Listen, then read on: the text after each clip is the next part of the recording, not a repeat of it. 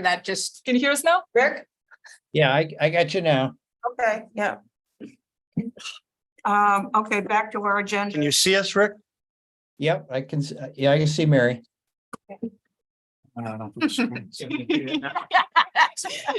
Lucky me. Anyway, back to the agenda on item 2, and it's the minutes of our meeting of August 23rd. And there were some changes, and I think the changes were sent out. Yes, Are they in the, they weren't in the packet, they were in the packet, but after that they changed it. okay. Yes, Do I have a motion to approve the minutes of August 23rd? And I have that Joanna, you were not. I was here, not here, so I. And Tom, you were not here. Right. So do I have a motion to approve the minutes of August 23rd?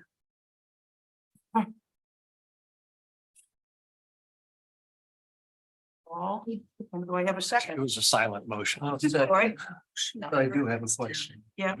and is there any discussion on the minutes themselves? Roy? On item 4, Mhm, the last sentence, mhm. what are we talking about there? The 1.1 million. A potential of a potential override of 1.1 I million. thought, in other words, override of the 2.5%. All right, that's what I thought. Any other comments, questions, discussions, etc.? All in favor of the minutes as written? 1, 2, 3, 4, 5, 5-0.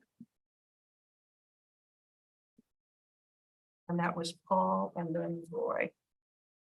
And I just, before we go on to item number 3, I just want to confirm, comment on again that the process that we're following for the minutes is that Mira is going to take the minutes.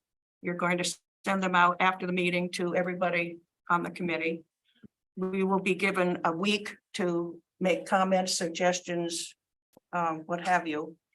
Within that week, send them to you and to Paul as our clerk, and then the two of you will be working together to confirm the final product, which will then be put into the packet for our next meeting. So that's, I want to make sure that we don't send our comments to everybody on the committee because of open meeting laws. Okay. And let's see, so right now, that means that we've got the minutes of 6/14, 7/12. And we should be able to put those on the website. I don't think they're on the website right now. No. So we should make sure that the minutes for the past couple meetings have been put on the website. So that 6/14 has been approved, 7/12 has been approved. And so I'd like to have them put on. So we're up to date on the website. Thank you. Okay, so we're on to the agenda of item number 3. And I'm going to introduce Colleen Mercurio. Mercurio, yes. Okay. And we're really happy to have you because I don't know you and I found the information very interesting and helpful to understand. So I'll let you, we did get, I'm assuming you've seen the packet. Yes. That was set out. So I'm Yes, gonna yes. give the floor to you. Okay, yeah, thank you for having me. So you all have the packet. Some of you have seen it before in other meetings, or on video of the classification hearing. So I'll kind of give a little bit of a summary of what that entailed and also go over a few things that we're working on in our office. So basically in the packet, you'll see that the gist of it, the takeaway was that our values, our largest property class, our single family homes, the 101s, they saw an 11.6% increase in their values.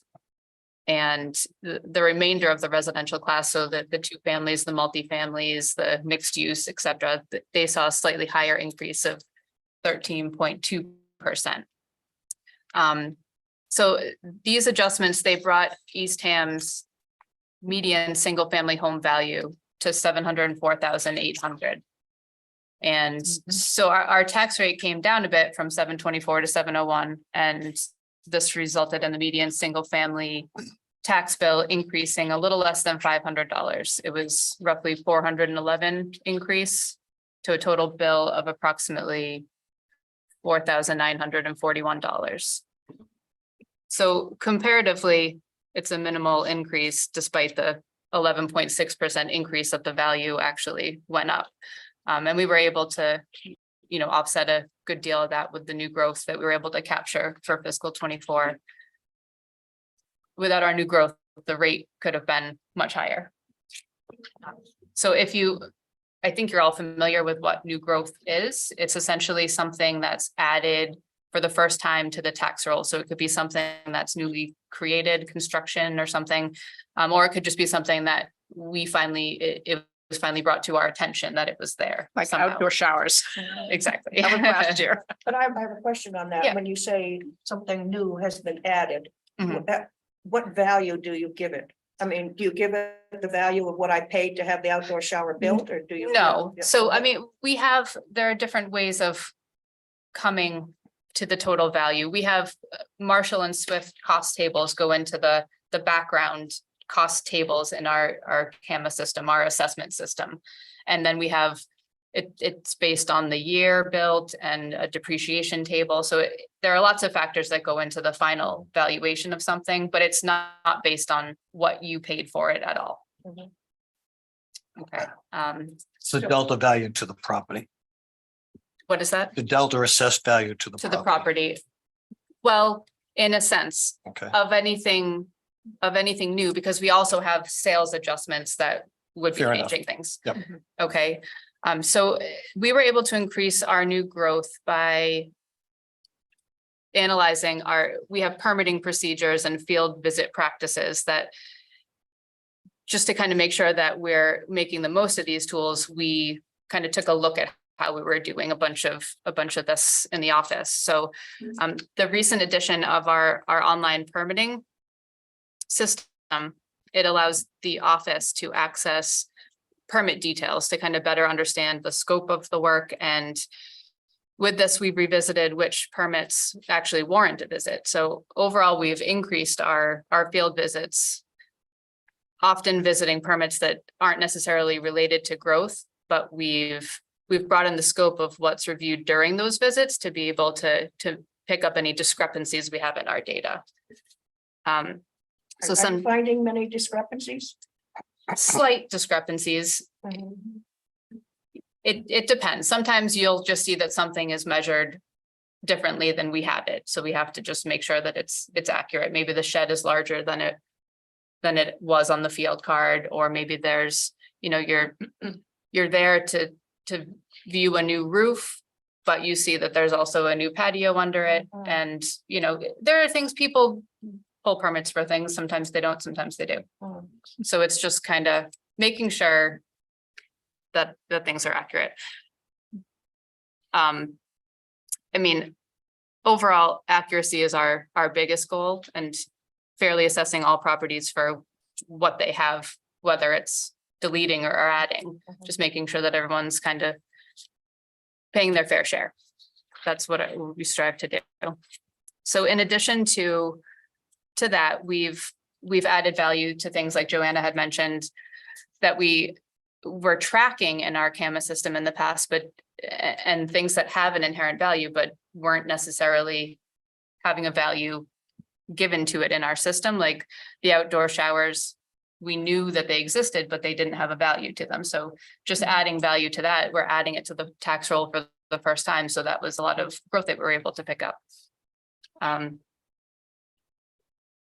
Furthermore, we have a new software program that we have recently put in place. It's called Nearmap. And with that, it allows us to perform change detection analysis. So we can compare two different periods of time side by side, and it kind of highlights differences in the time period. So whether it's a permitted difference or not, it brings to our attention that something new has arrived, and we can pick it up. So it's allowed us to pick up a lot of little things, and little things add up. If there are 300 little decks that you didn't know about, there they are. Mhm. And it has I don't remember the actual accuracy of the measurement, but I think it's less than 3 inches that you can measure That's the with from accuracy. an area. How often do you do that? So the company does a flyover 2 times a year. That's just kind of built into the cost. You can request more frequent, but I think that what we found is that's more than Sure, enough. yeah. So we're really enjoying that software so far. That's part of the licensing fee. It that you is, pay for yeah. The software. It is, yes. And I mean, it has other features also we're using it for assessing purposes, but a lot of other towns use it for police and fire or DPW for, Mhm. runoff and flood. Mhm. There's a lot of different Mhm. uses. And so I've reached out, we're kind of rolling it out in other departments as well. They have different tutorials they can watch and different ways that they can use it. And we have unlimited licenses, so we Mhm. can all use it. So they do this with their own drones then, the flyovers? Yeah, I don't Gotcha. know if it's a drone or an actual airplane. Yeah, I think that, Oh, it's an airplane. right, and they have, it's the ortho and then they do I forget what it's called when it's also, you can kind of move to the side so you can see not only the top. but you can see- Perspectives, Right, yeah. you can measure the height of a building if that's, different departments could use things like that. So it's very useful. Very So are you cool. paying for the entire The program? entire, yes, Even though perhaps the police and the fire might be right. utilizing your resource? Right. That is, I mean, it just seemed like we just wanted to initiate the whole process because we'd probably be using it the most and getting the most benefit back from it. I mean, monetarily speaking, we can actually find growth this way. So it's been very helpful. So these different methods combined in our office, they've allowed us to considerably increase our growth over my couple of years here. I think through FY 22, Eastham's growth numbers had never broken 200,000. And Yeah. over the past 10 years, they ranged roughly from 81,000 to 187,000. And with the implementation of these practices I just spoke of, we were able to raise the growth roughly 121% over fiscal 22's number. It was at 139,274, and we brought it to 307,129. And then we maintained a number over 300,000 for fiscal 24 as well. So it could be a challenge to keep it over 300,000 as it's really, it comes down to cost of materials and, the composition of just the economy and the makeup of who's living in Eastham. But I think, How big the houses are. right, Yeah. and just the cost of construction going forward. But I think with all these tools, we can try to keep up with what we've established so far. So Did you find that there was a lot of construction or growth going on during COVID because people were adding on and doing all sorts Yeah. of things because of COVID? right, a lot of finished basements, a lot of pools, a lot of additions, a lot of, just the spaces. Mhm. They wanted a home office. They didn't want to go to the beach with people. So there are pools and patios and outdoor kitchens and, all this. Yeah. So who knows how long that'll keep up for, but we've also seen a different population moving into town because of this. So there's different money. Mhm. So the things that could continue could be a lot different than we've seen, over the past 10 years. It's kind of a different. But what you're layout. saying is that's $300,000 in work that wasn't necessarily permits weren't pulled for. No, not that it was unpermitted. Okay, That it was something that we hadn't previously taxed. So whether they built a full house that we knew about, or we picked up, 30 outdoor showers that suddenly had a value, or a whole bunch of patios that we just saw while we were visiting other things. It's a mixture. it's a mixture. It is. Okay, yeah. because someone pulled a permit, you would think we would go out and knowingly go out there to Right. make an adjustment, in the Right, assessment. right.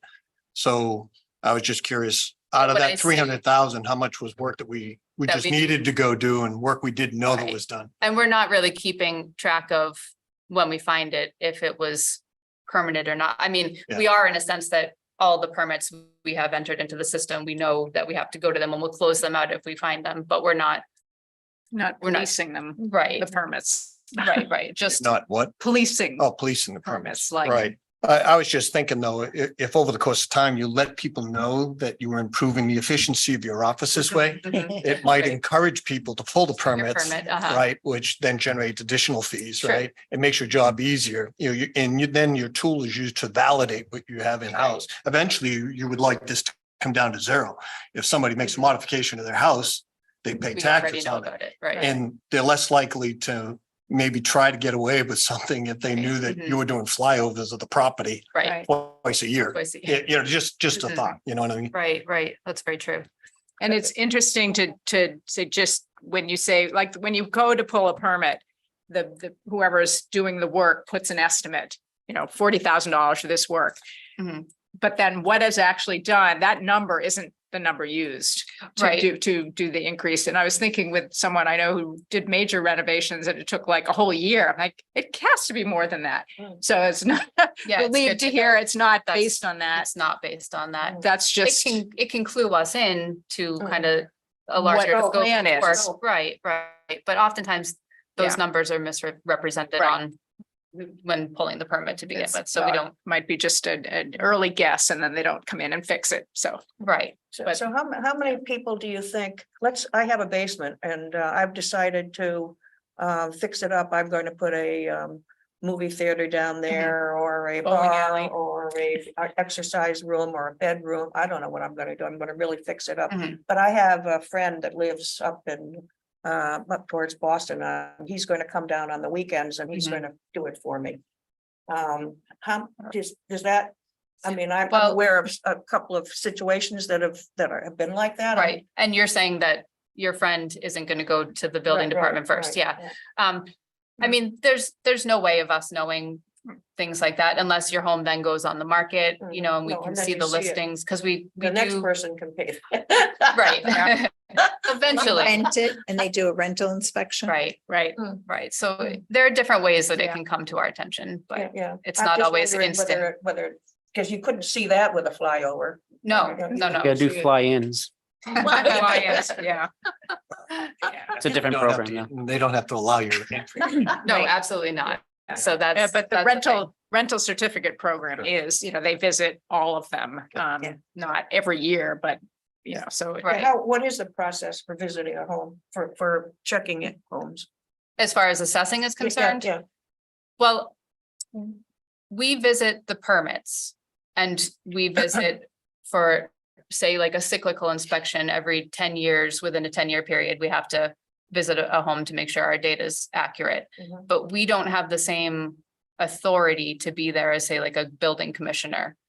So we can present ourselves and we can ask questions, Mhm. but if asked to leave, Right, and they don't have to let you in. yeah.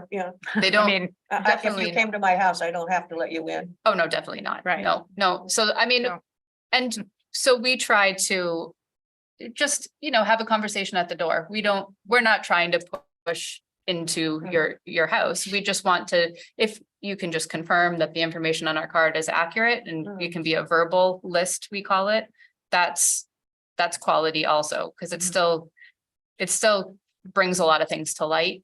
And I think we're not there to try to make people uncomfortable and feel like we're hunting through their houses for, to tax. See what work has been done. Yeah, but if someone applies for an abatement based on a certain thing, that may be a point where you have to show right. what you're trying to Right, that's a abate, different and sometimes story. that would be, okay, we have to see that that's what you say. Right, So. right. Mhm. That's a different scenario. So aside from that, even with all of our efforts in capturing growth to help offset the tax burden, we know our residents are still really feeling the impacts of these larger tax bills and home values. And we have all of our regular statutory exemptions that are, that are run every year that we have to run, that the state kind of provides, like the senior exemption, the veterans, the blind, all of those. And they're available to help limited populations of our town. And our efforts continue to reach more seniors, get word out. It seems like every year we reach a few more that have never even heard about this exemption, but Could you explain the exemption? yeah, so a senior exemption is just the standard, it's a clause 41C exemption, and it reduces a tax bill by $1,000 for income and asset eligible applicants. So each year, the state determines the level that the income, Eligible. so we're able to increase it by the COLA, the social security adjustment. We can kind of increase the amount a little bit more every year and bring it up. But even this year, it's 28,000 and change for a single applicant, with the assets somewhere around 43,000. So we still see a lot of people coming to us that are slightly over that, or their income can be far under that, but they have a little bit more in assets and it just disqualifies them. So it leaves us in search for other options, mainly for that gap. That's the largest gap that we see, I think, just because they are coming in search of help and they know it's available, but just not for that bracket. Is the house, the assessed up value of the house, isn't that an asset? No. It excludes the house, Oh, right? It excludes excludes the house and Yeah. and a vehicle. Hmm. So last year, the taxation aid committee was wonderful because we were able to help, I think, about 10 applicants and just with donations from the community. But there were far fewer donations received this year, so we're not actually able to run the program for fiscal 24. We're hopeful that we can kind of get more funds for fiscal 25, but time will tell. I think that there are specific gaps that programs like these and the RTE are not really addressing. So we're still really eagerly awaiting the hopeful passing of the Eastham Community Fund to be able to direct our energy and efforts towards something that can actually target those people that are coming to us for help, not just ones that don't need it. How much money did you take in on the taxation? I think all in all, I think 10 applicants were given $680 each. So Reducing their tax. reducing their tax. And many of those applicants were also recipients of the clause 41C elderly exemption. So which is difficult this year because they're coming in hopes of seeking both this year. And the money isn't there. Right, only the $1,000. So it was great one year, but it's, it kind of gave them false hope that it would be a thing Mhm. that they could have in Every the year. future. Right, right. So So I we'll know see. we've talked about the community fund and I think there was a little thing in the bill, the tax bills about the taxation. Yeah. This year. This year. Right. and The tax bills that just came out. Right, and the thing with that. We put them in the tax bills because we thought that got more attention that first round, so we're hopeful that will bring in some more funds, but the timing of it all. We won't be able to apply it to the 24 tax bill because we're hoping to get the donations, in Sooner. November and May, and then apply them. To any, Right, like start the 25. program again and apply them to the 25 tax bill. So there's a little bit of a lag. There's not a lot of help for just this tax bill that just Yeah. went out. So that's what we're facing right now. I'd say the biggest issue over the past few days since the bills went out. Do you keep track of the number of people that are full-time residents versus part-time residents? So we do in a couple different ways. We have the second home personal property tax that's being assessed. Mhm. So if your property in Eastham shows that we kind of do a cross analysis and we look at the census and we look at the motor vehicle excise commitment. So the requirements for having this be your domicile are that you're on the census and that you're getting your motor vehicle excise tax through the town of Eastham.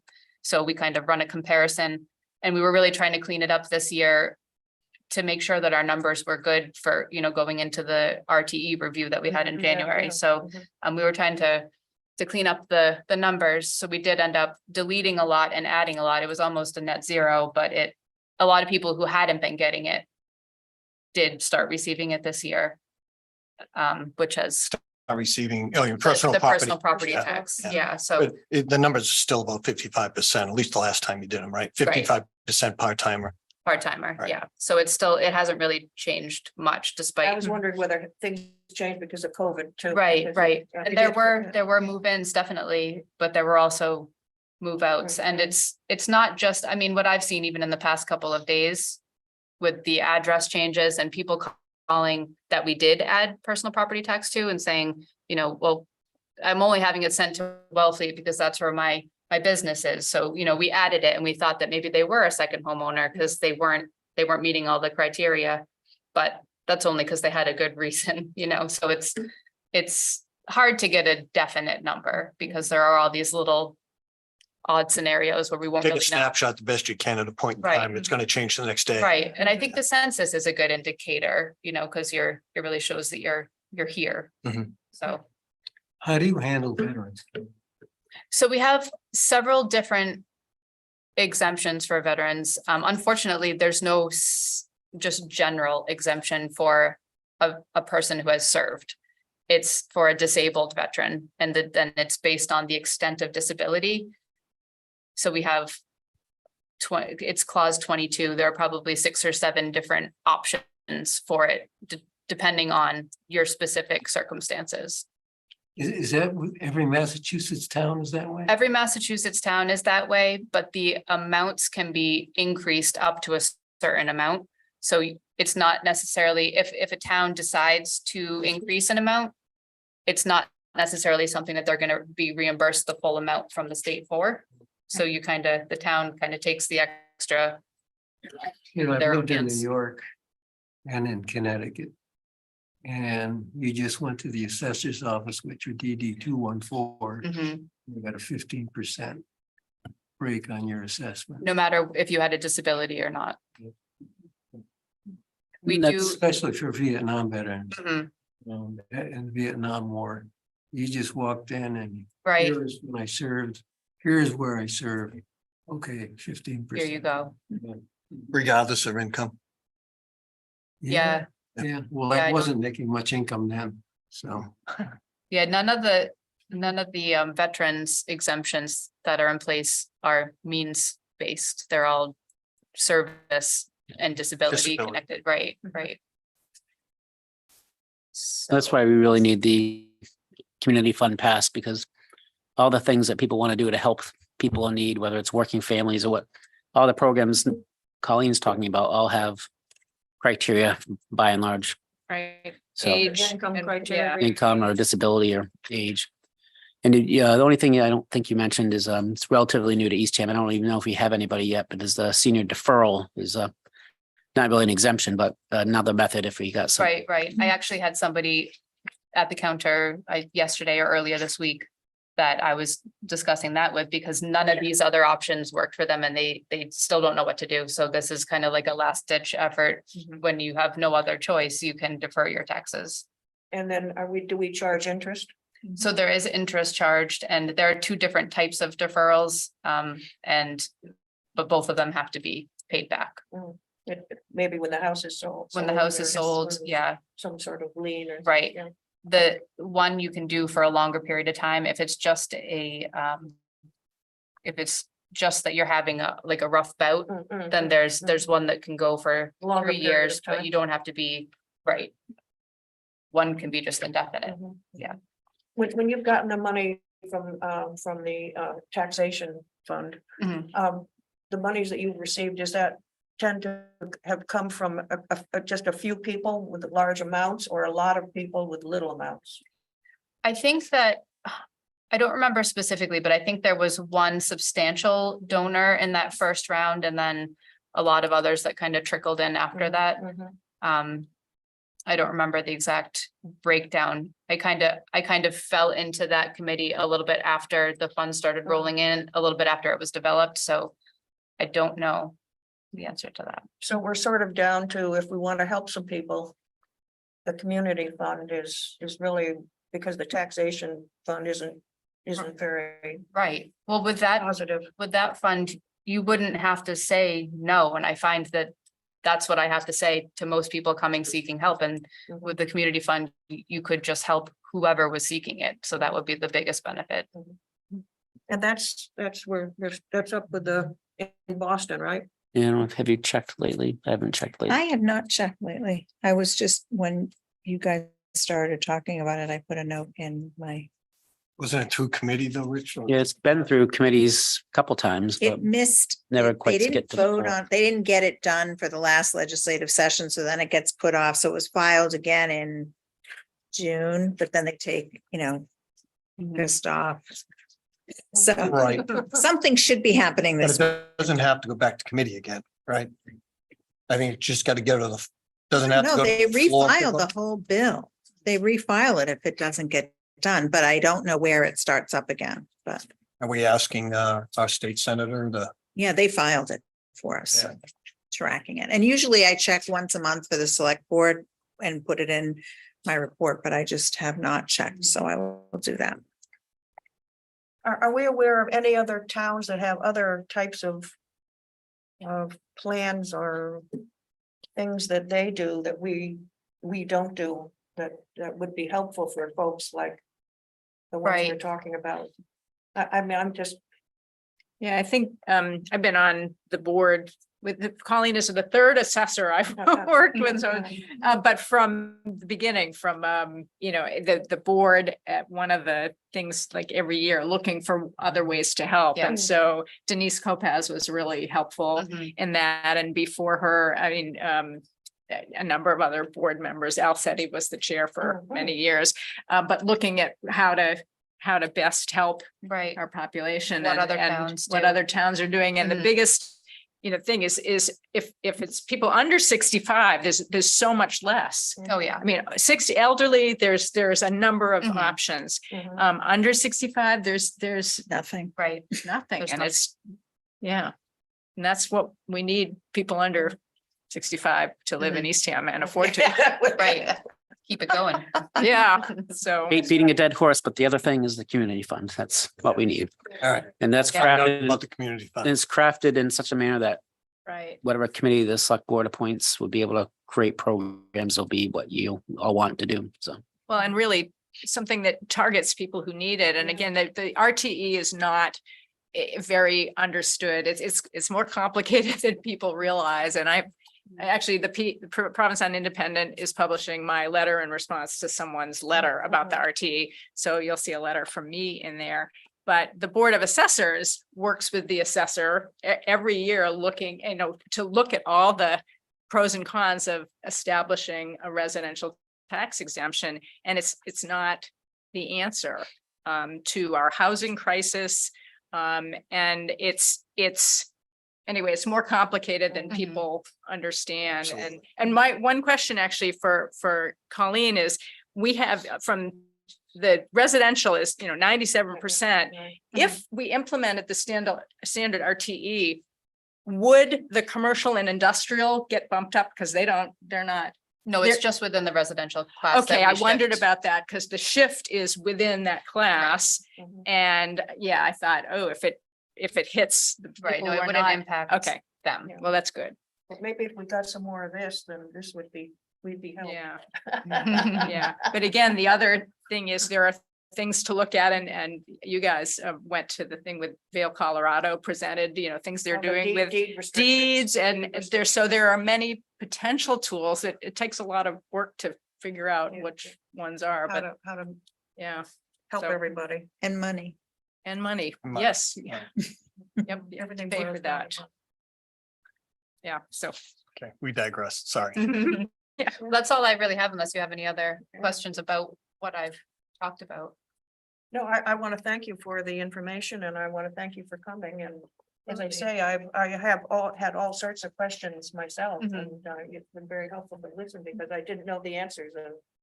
Yeah, I'd be happy anytime. Yeah. It's a very thorough, Yeah. very well organized. Thank you. Yeah. Very nice. Can I ask one question? Oh, my No, Rick, you can't. Okay, I'll ask two then. The chart on median income and tax burden, Okay, what is that supposed to tell me? let me see if I can pull that out here. Are you looking at the effect? The actual chart? Yeah. Can I see yours for a second? It shows the last 10 years and it shows, how Shows- the tax Okay, the tax burden's gone up 84%, the median income. Right, Got I think it was just 50%.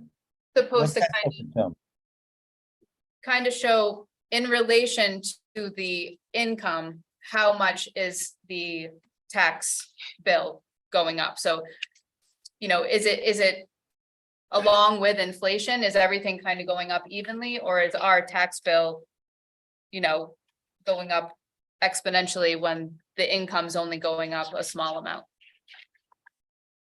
Well, we can't assume that, we don't know whether it's what the proportion of one median income paying the taxes are versus two median incomes or whatever, right? I think the income presented there is a per capita income. So Yeah, it's- the way the bar is, it's the proportion of the tax burden against the median income. But the income paying the tax burden may or may not be that median income bar, Oh, absolutely, that's right. right? Yeah. So in some cases, if it is the one median income bar, you know, paying that income, then, you know, the effective tax burden moving from 23 to 24 is like a 40% tax rate, because 40% of the median increase goes to the tax increase. That's what that's one of the things it tells me. The other thing it tells me is 10 years ago, well, it also tells me that if you look at the 10 years ago median income, a lot of the increase to where it's been the last couple of years is some mixed change in the community of people moving in, people moving out, right? True. Yeah.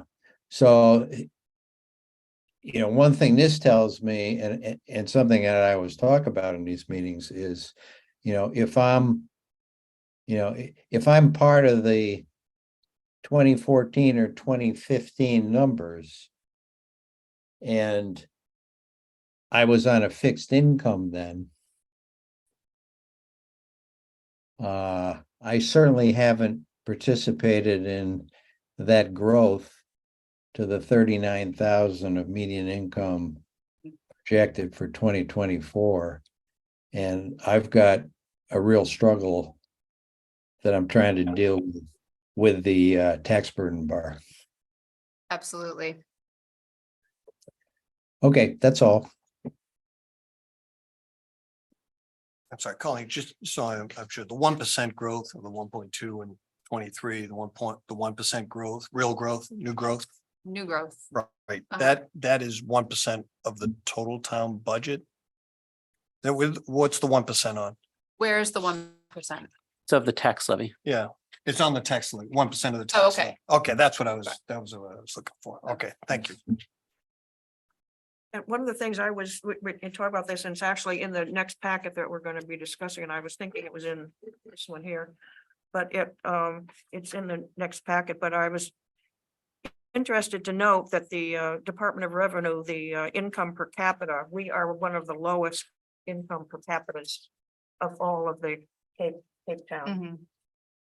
$39,014, and that's. I think the only other town that's lower than that, lower than us, is Yarmouth, Mhm. of all the towns, so that's. Well, I think what percentage of Eastham is over 65? Yeah, very Two-thirds. high, Yeah, so very high. Two-thirds, yeah, that's driving a lot of it. I think a lot of it comes from it doesn't even seem like it comes from both ends of the Cape towards the middle. yeah. You know what I mean? Because you get very high, I think, in P-Town, and then you get everyone working up at Sandwich that's, you know, Mhm. contributing to the tax. It really is, and to Rick's point earlier, I mean, it's an imperfect number, but it's the data that we can easily get Yeah. from the state Mhm. to have some basis of comparison and, you know, but it is imperfect and, you know, we got a lot of perhaps people low income but high assets too, and, you know, Mhm. so it's, The data you can get. Yeah, You do a lot of numbers, right? Well, thank you very much. If anybody else have any? No, here. Thank you. Thanks, Carl. Thank you You're very much. welcome. See you again. Yes, you're And welcome. Maybe, I know, the next big thing is to decide on the next year for the RTE, right? Right. That'll be In January, we'll revisit that. Yes. So, yeah, so maybe around that time it would We be. can, yeah, I can come back and kind of let you come know back. Yeah. I what the would- numbers are looking like at that time. Right, yeah, that would Okay, be very yeah, helpful. I would like that. Yeah. right, well, thank you again for very having me much, tonight. Colleen. Yes.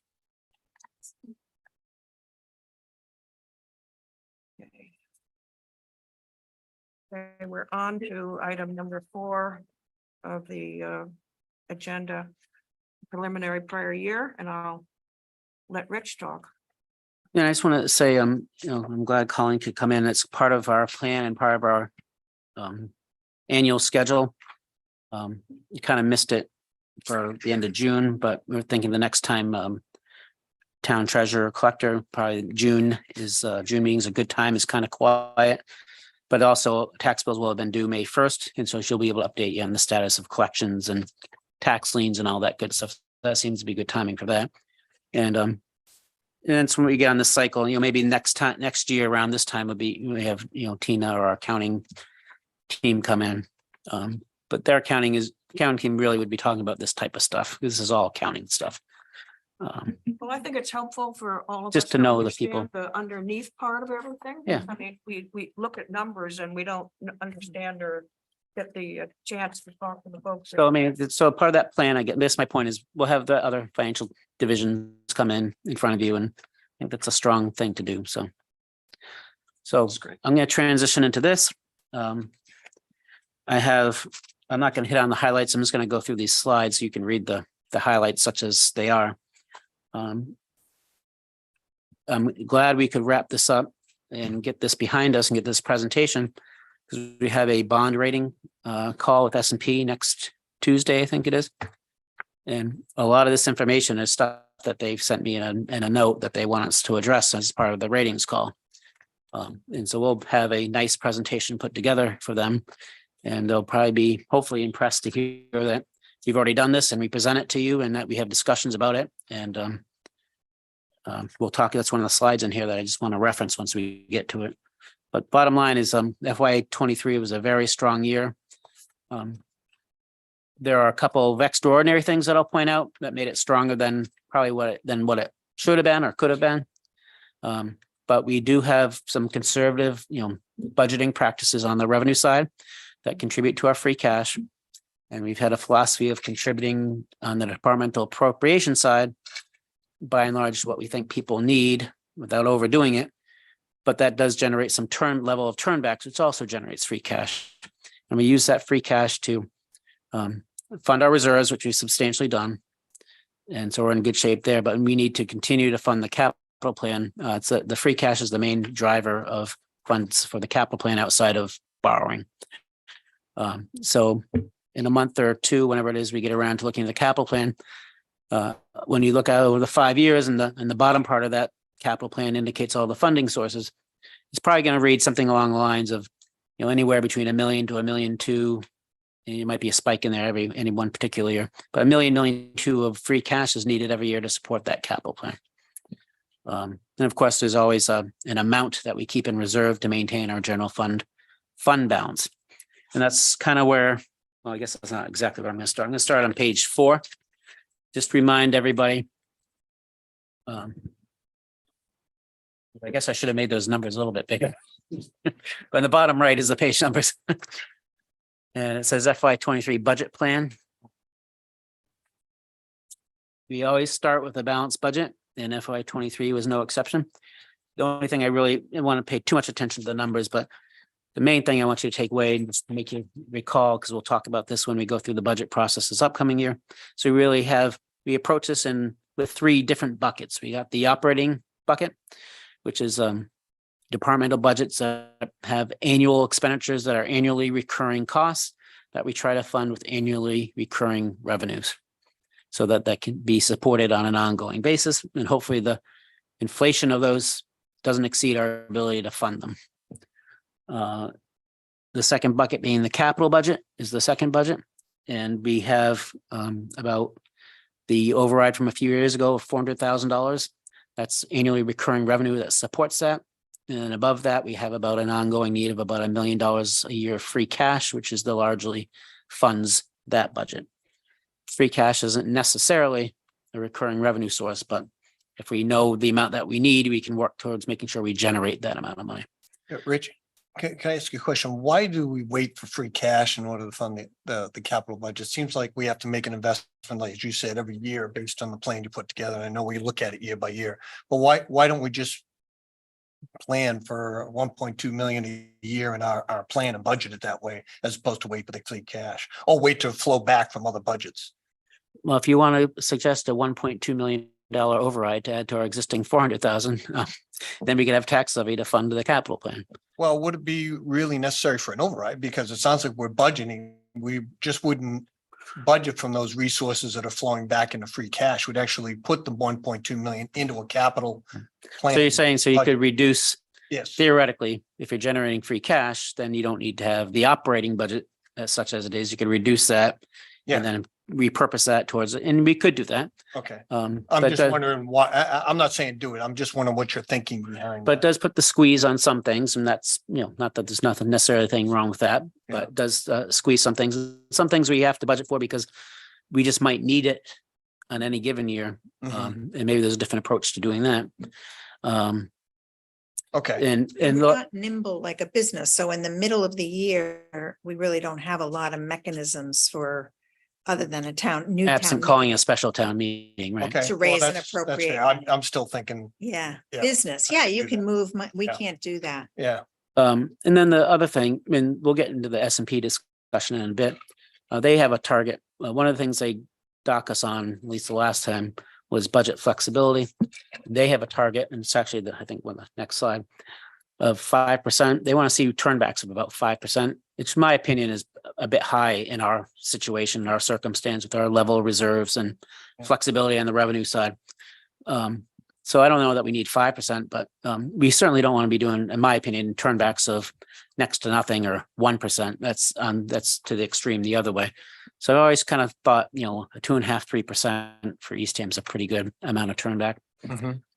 But one of the slides in here is where are we seeing these turnbacks? And Yeah. so all right. I'll wait. let's look at that. Thank you. But anyway, this is the plan, the three buckets, I should say, giving us the total. They're all balanced. And so if everything came in as budgeted, there'd be no surplus and there'd be no free cash. We'd collect the amount of revenues we plan to receive, and we'd spend the amount of money we plan to spend, and we'd be perfectly net zero. Just for some context, Rich, how does this budget plan relate back to the town warrant? The general fund budget total is a little bit higher here than it was in the town warrant. It should jive pretty good, and to the extent it's different, I could probably identify why it doesn't, but the operating budget typically is going to be Article 2, and the capital budget's typically going to be Article 3B. You're looking at the 35,991 and the 1.9 for capital. Is that what you're, yeah? So there's some things at town meeting that wouldn't be voted. For example, the state and county assessments aren't a town meeting vote. Right, I know that's not there. But I think that 35,223 ties pretty darn close. But I can double check, and if it's different, I can probably tell you how it's different. I think it's 38.2 million. I don't have the warrant, copy of the warrant here. Well, Roy, I'll follow up. I Yeah, don't want to take the it's- time in the meeting but if you want to show me what you got, then I'll follow up and figure it out. We can send it out to everybody too. The next page 5 is kind of a summary of the results of everything. So we start with that budget plan, and we have, in this case, is all surpluses to that budget plan. And that results in a financial position at the end of June 30th. And at the end of June 30th, and then we have the last 4 years or so here, comparable. Our undesignated fund balance over our general fund is 6.5 million. Our stabilization funds just about 3.2 million for a total what we call undesignated reserves of 9,756,000. That represents 27% of our operating budget, which is a really fantastic result. And again, there's particular reasons in this year why that's so high. So Short-term comment on. rental. a couple of things. So based on these results, we are expecting out of that 9.75 of fund balance that the state's going to certify somewhere around $5.6 million of free cash. And of that, some of it we carried over from the prior year because we always keep an amount in reserve. 4.4 million was generated from FY23. And of course, you got, the prior year is what we were generating. And then this year, I also added just below that, we do have a couple other reserves. And I'm glad I added it here because these are actually questions from S&P that we can now affirmatively respond to. But we do have our IOD fund, which has been helpful. Interest on debt. What does IOD stand for? Injured on duty. Oh, injured on duty. So this is money being, so if we have, so we still have to finalize how we might approach this, but we've been working on getting some public safety staff that have been injured on duty that we have to carry as employees, even though they can't work for us. We still have to pay for them. It's state law. We've been working to either get them back to work or get them, disability retirement, such as it is. But going forward, once we get those resolved, if we have long-term cases that come up in the future, we don't want to have to budget for that in the annual operating budget. And to your point, Tom, that would be a thing that you may or may not use. So why budget for something you may or may not need? So the way we would handle it is by having a separate fund that, and if the policy was, hey, if someone's going to be out on injured on duty for over 3 months, after a certain amount of time, this extra fund can pick up so that operating budget doesn't have to be inflated to account for those types of things. Got it. And now we also have, as of last year, the $50,000 compensated absence fund. And we don't have to build that up too much more, I don't think, but just have a sum of money that if we have a significant buyout, particularly for a long-term employee, we do have pretty good contracts now that limit the amount of vacation that can be accrued and carried over. So we don't have a huge significant liability in this regard. But if, somebody that's been with us for 30 years retires and we have to give them 25 grand of vacation buyout, I don't want to have to budget extra in the operating budgets for that. We'll just budget normally. And if we have an extra fund that we can have some money available to us, then we can keep the operating budget at a continual operating basis as opposed to providing for all these little extra things that may happen. So to the right here, and this will be the discussion, I'm sure, next Tuesday with S&P. S&P has a target of 16.67 for general fund, unreserved, undesignated fund balance. So we're at 27%. I only go back to 2020, but back then we had 15%. So we're approaching the S&P target, close but no cigar, and now we're quite a bit over it. Rich, does that generate any other kinds of flags? Sometimes everyone understands being short is bad, but sometimes when you far exceed something like that, 27% of your budget, what kind of heads or questions does that turn? Well, the question I ask is, why? Yep. Last year we were at 20%. That's pretty much in the ballpark of what I would think we ought to be. Yeah. So, why are we as high as we are? There's a couple of reasons that we're going to get to in a second. Okay. And they're not going to reoccur. Okay. So we'll have, because of this excess, we're going to have more free cash than we typically have. Yeah. And, You're not expecting this to go from 27 to 30 next year. No. 35, all of a sudden it's 50%. Right. You know what I'm saying? Okay, thank you. And likewise, this is what I was mentioning on the budgetary flexibility. There's a target of an expectation that, and I'm just using the free cash as a proxy for budgetary flexibility, but they want to see returns or turnbacks, whether it's on the revenue or on the appropriation side of 5%, which would be about 1.8 million. We got 12%, and typically back in 2020 we were 6%. We were about that 5%, but most of that 6% back then was on the revenue side from short-term rentals, not on the expense side. That expense side historically has been about 2.5–3% return. So are they going to be happy to see the increase in the stabilization? Yes, I think so. so, the miscalculation here, the generation of these surpluses is fortuitous for this, for the timing of this call, but page 6 is our kind of our history, so it kind of gives you a sense of what it's looked like. I won't spend too much, you can read that, I'm not gonna spend a lot of time on that. But let's go to page 7, which says free cash generation. So in that summary page, I indicated that we're looking at about $5.6 million of free cash. I've got it highlighted yellow because of course this is an estimate, and the Bureau of Accounts always reserves the right to gig us for one thing or another, depending on how they're feeling about something at the time. But I always like to figure out, how did we arrive? How did you get 5.6 million? So this chart kind of shows over the last few years how we did that. The first line says local receipts. And so in FY23, we had $2.7 million of local receipts over the budgeted amounts. So that's why I started off for that budget summary slide, showing that we're a balanced budget. Again, if everything came in exactly as budgeted, that would be 0. It wasn't 0, it's a plus 2.7. So the pages that follow this page are going to be isolating each of these lines and kind of showing you some detail on each of them. So being conservative in doing the budgeting will allow some of this to occur. To generate surplus. So In our case, and this will stop being the case soon, and we'll be talking about this in the budgeting season. But in our case, that's also the short-term rentals. Yeah. On the state side, we had a $10,000 surplus. On the appropriations, so these are departmental budgets, we had turnbacks of $2 million.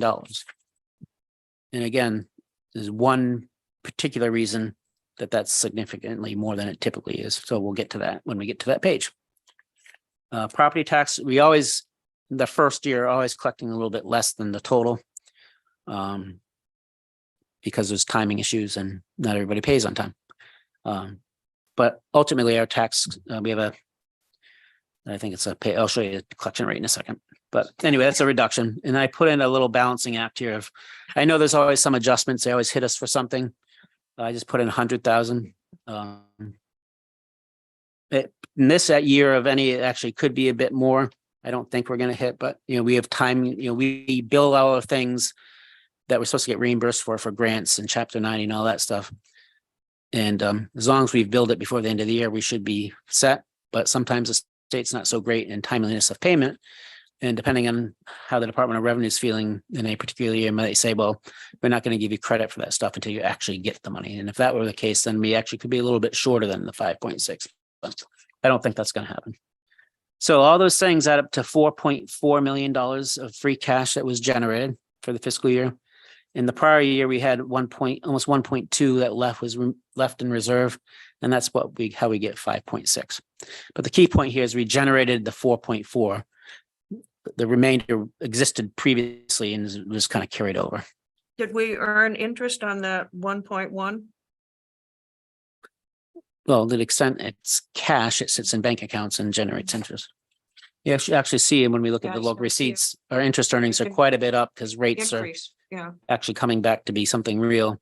And so that's something that, the treasurer and I talk about and work on is where are we keeping our money? I mean, it's a balancing act of security and safety versus return. Yeah. But the other comment I'd like to make is under the appropriation section, that's the free cash is a double what it's been in the past 4 years. Yep, and there's one big reason related to debt that I'll explain to you when we get to that page. So the next page is the detail. On this page on free cash unused. Do you plan that out up front? Yeah, minimum target is to maintain 3% of our budget as a reserve. Right. And I forget what that number was, but it wasn't quite that 1.2. It's probably $800,000 or $900,000. But as it turned out, we didn't need to utilize it otherwise, so we didn't. And so this got left unused.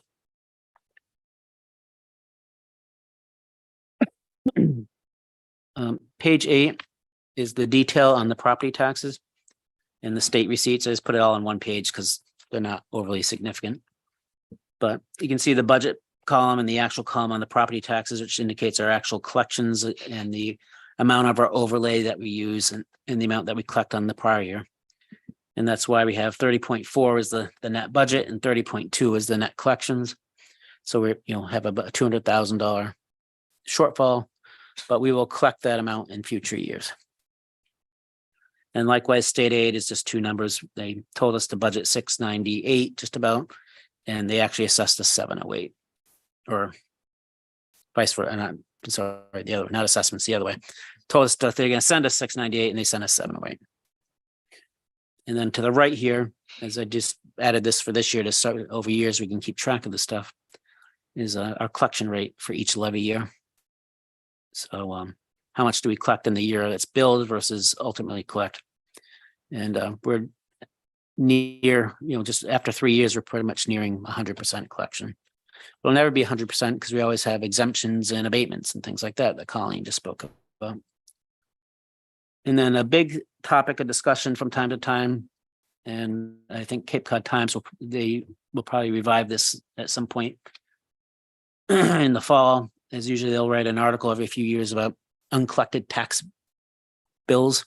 So a couple of towns on the Cape that are in pretty bad shape in regards to this. They aren't pursuing tax liens, or in the case of one town, they have a lot of what's called owners unknown. So I don't even know who to send a bill to, never mind collect it. And so they have built-in structural deficits on the, because the property tax balances the whole budget. But if you're not going to be able to collect 300,000 because you don't know who the owners are, you have to over budget to compensate for that. So they have a lot of tax liens, and not in our case, we're usually around 300,000. So they have a good collection rate, and we don't have a lot of delinquent taxpayers that we have to put liens on. Does the National Seashore pay us any monies? They don't give us anything for the land. So on next page 9, I'm sorry, Rich, roughly the rest of the towns, and I know you might not have the specific numbers, but I know this says, like you said, good collection rate, right? And your lien balances are very low. Are other towns half the collection rate and twice the? everyone's going to be on the collection rate. There might be a couple that are in the high 98%. So we're talking, Yeah. fractions of percents difference. Oh, okay, But since they're talking about a big tax levy, those fractions of percents add up to a lot of dollars. Right? significant dollars, okay. And it's really in the tax lien side that's a problematic for a couple towns in particular. And And there's also, and this is where having experienced staff and limiting staff turnover becomes important. There's also towns that normally will be doing a good job, but then somebody retires and they get a new person, or there's a delay in getting a new person, and they don't even do the tax lien process. Mhm. And you've got these outstanding payments without a collection mechanism secured against the property. So what the tax lien does, it prevents someone from selling the property and getting off scot-free. If you got the lien, it's recorded at the registry, and any closing attorney ought to be able to pick up the fact that there's a lien, and before this property is transferred, that needs to be settled. So we have it down pretty good that every year we're doing our liens in a timely manner. It requires sending notice. And then we actually, record them at the registry. So there's a multi-step process, and we got to make sure that's done. And a lot of towns aren't timely with that process. I shouldn't say a lot, but some towns aren't timely with that process or don't execute it fully. And there's any manner of things that could go wrong. All right, thank you. So page 9 is local receipts schedule. And so if you remember on that summary page of how did we get free cash, it said 2.7 million came from local receipts. So if you look at the excess deficiency, the middle column here at the bottom, highlighted pink, it's like the fourth number up. That's the total local receipts, 2.71 million. That's where and these array of numbers 1 through 16 are how that got derived. And if you look up, you see the short-term rental is 1,000,026 of that, From 327. which is intentional.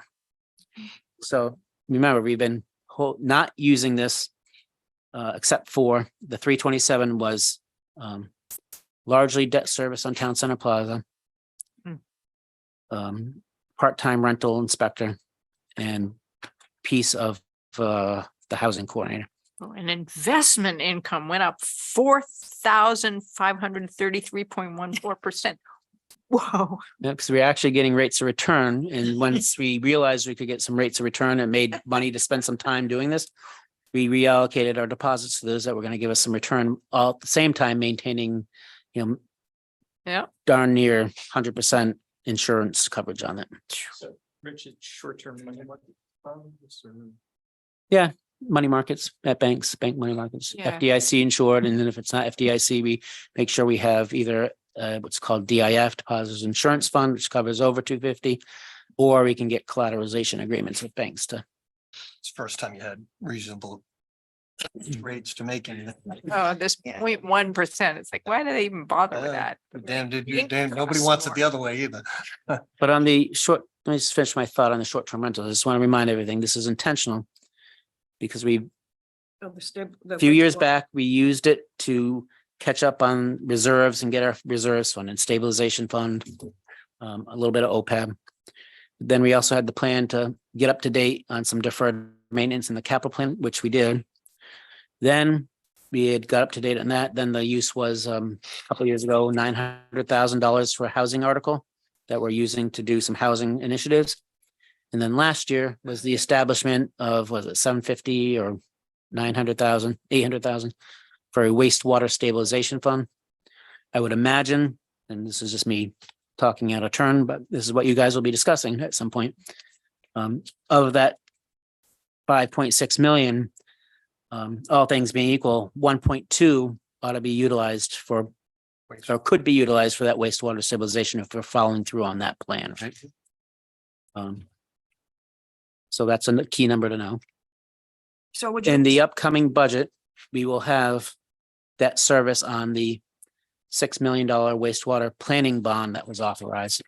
And the intent is to utilize this short-term rental to fund that, so it doesn't hit the tax rate. So we'll find out what that looks like. But the point here is we shouldn't expect to see 1.2 million again as surplus, because we're actually going to start using it in the budget to offset Yep. the wastewater costs. Rich, would you expect the short-term rental to continue to be about $1.5 million of total? That's the big question. I wouldn't feel comfortable going budgeting much any more than 1.5.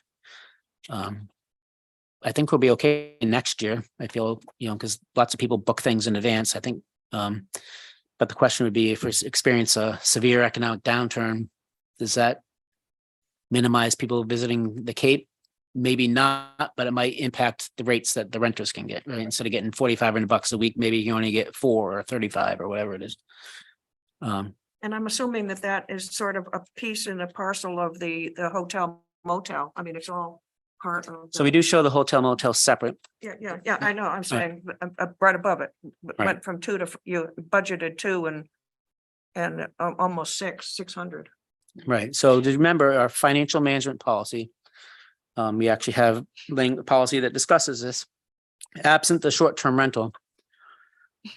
Going into a budget season, our plan is to try to target 80 to 85% of our routine actual revenues to support the upcoming budget. We can do more than that, but if it's between 85 and 90%, Jackie and I are supposed to notify you and have that discussion of why we want to use 85 to 90% instead of 80 to 85%. And we could go more than that. We could go over 90%, in which case we have to have maybe 2 discussions with you and make sure that you really want to do this. But the whole point of that, and I've had towns where they wanted me to bang out, we collected X amount of dollars last year. We're going to use 99% of that for next year's budget. No matter what. And we could do that. Mm. But you run the risk that, and the reason why a lot of towns have the 80 to 85%. And I actually years ago was relatively famous in the local finance world for doing a whole study, went back 30 years and identified what's the element of risk, what's the sensitivity of local receipts. And so at a moderate downturn, we can expect about a 7.5% It's been years since I updated the study, but I think it's probably still applicable. You expect about a 7.5% decrease in local receipts in a more significant, you can see a 10 to 15% decrease. And the most sensitive of all of these things is the motor vehicle excise.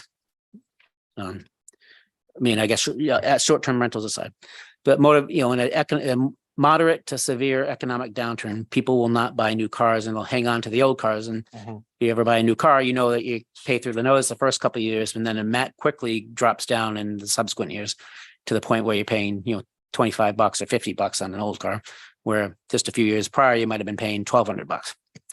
So So Rich, does that 205 that you budgeted, does that represent 80% of the prior years? in the 23, I think where we ended up is right around the 85% target. So that 200, so they had a significant jump this year in. Yeah. in receipts And I from don't- hotels. And it's interesting to look line by line, Yeah. but that measurement is really on the overall. I don't try to perfect it on every single item. Mhm. It's hard to do that, but on Yeah. the bottom line total, Oh, okay. the initial target is about 80 to 85%. But you probably weren't gonna be that far off. You wouldn't be 40% off of the budget on the hotels. Looks like the hotels had a pretty good year in receipts. Right, They had a good year and we added 2%. right. You remember that we were at 4% and this was the first, I think, full year at the 6%. But you're right, because it used to run about, 250,000 maximum. That was a Yeah. really great year. Even with the 2%, it looks like they had a good year. They had a good year. They're And coming back. And also bring your attention to lines 8 and 9. One is the cannabis host fee. And I don't think we can expect to see almost anything in that going forward. And 9 is a cannabis excise. That's our 3% fee that the state collects on our behalf and then remits back to us. It's almost like a sales tax type of thing. I don't know. Getting lower and lower. I mean, We're not going to, they're closing up. yeah, we certainly should not be looking to jack that up. If anything, I'm glad we have some flexibility because that's an area where we might see some reduction. You got shops opening up and right just as open now in the town line in Brewster, New Orleans, and Orleans has one coming online. And as I understand it, I'm not a big buyer, so I don't know, but I think the prices are coming down because of competition too. Mhm. So, a 3% tax on a sales, something less than what it might have been. So I don't think that's an area we can expect to see any growth. How do you, just curious, how did they calculate an excise tax on cannabis? On sales. It's on Just sales. gross So it's like a sales. sales tax. Yeah. Okay, okay. They use the word excise. Makes it sound better. Okay, I feel better too. Okay. Can we go back to line 2, 1.5 million? I'm sorry, what, Roy? Line 2, Short-term rental. short-term rental. Short-term rental, the actual is 1.5. Talked about that for wastewater management. Mhm. Is that for offsetting debt? Or actually paying toward the project? That is it's of order of magnitude that we need to finance debt to pay for the project. Right. But the resultant debt service will be funded from the short-term rental. Okay. But if, cross all our fingers, not this first design round, because that's kind of on us. But once we get to implementation and construction, we're hoping to run this all through what's called the State Revolving Loan Fund. Yes. And there is a commitment out there. They've changed the program around. So we're pretty optimistic that we will get 0% funded financing. And it'll be a 30-year bond, so 30 years of free money.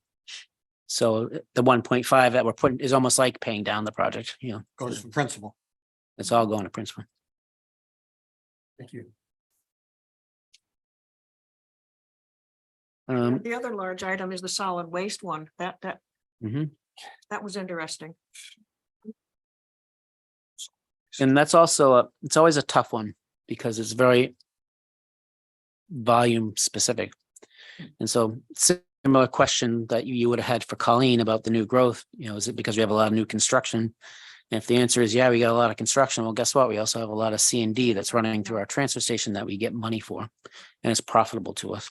Is anything from the North Regional High School? I mean, I have debris going by my house all the time. Is any of that going to us? I don't think so. I don't think so. If you look at line 18. That's the values, the totals without the short-term rental.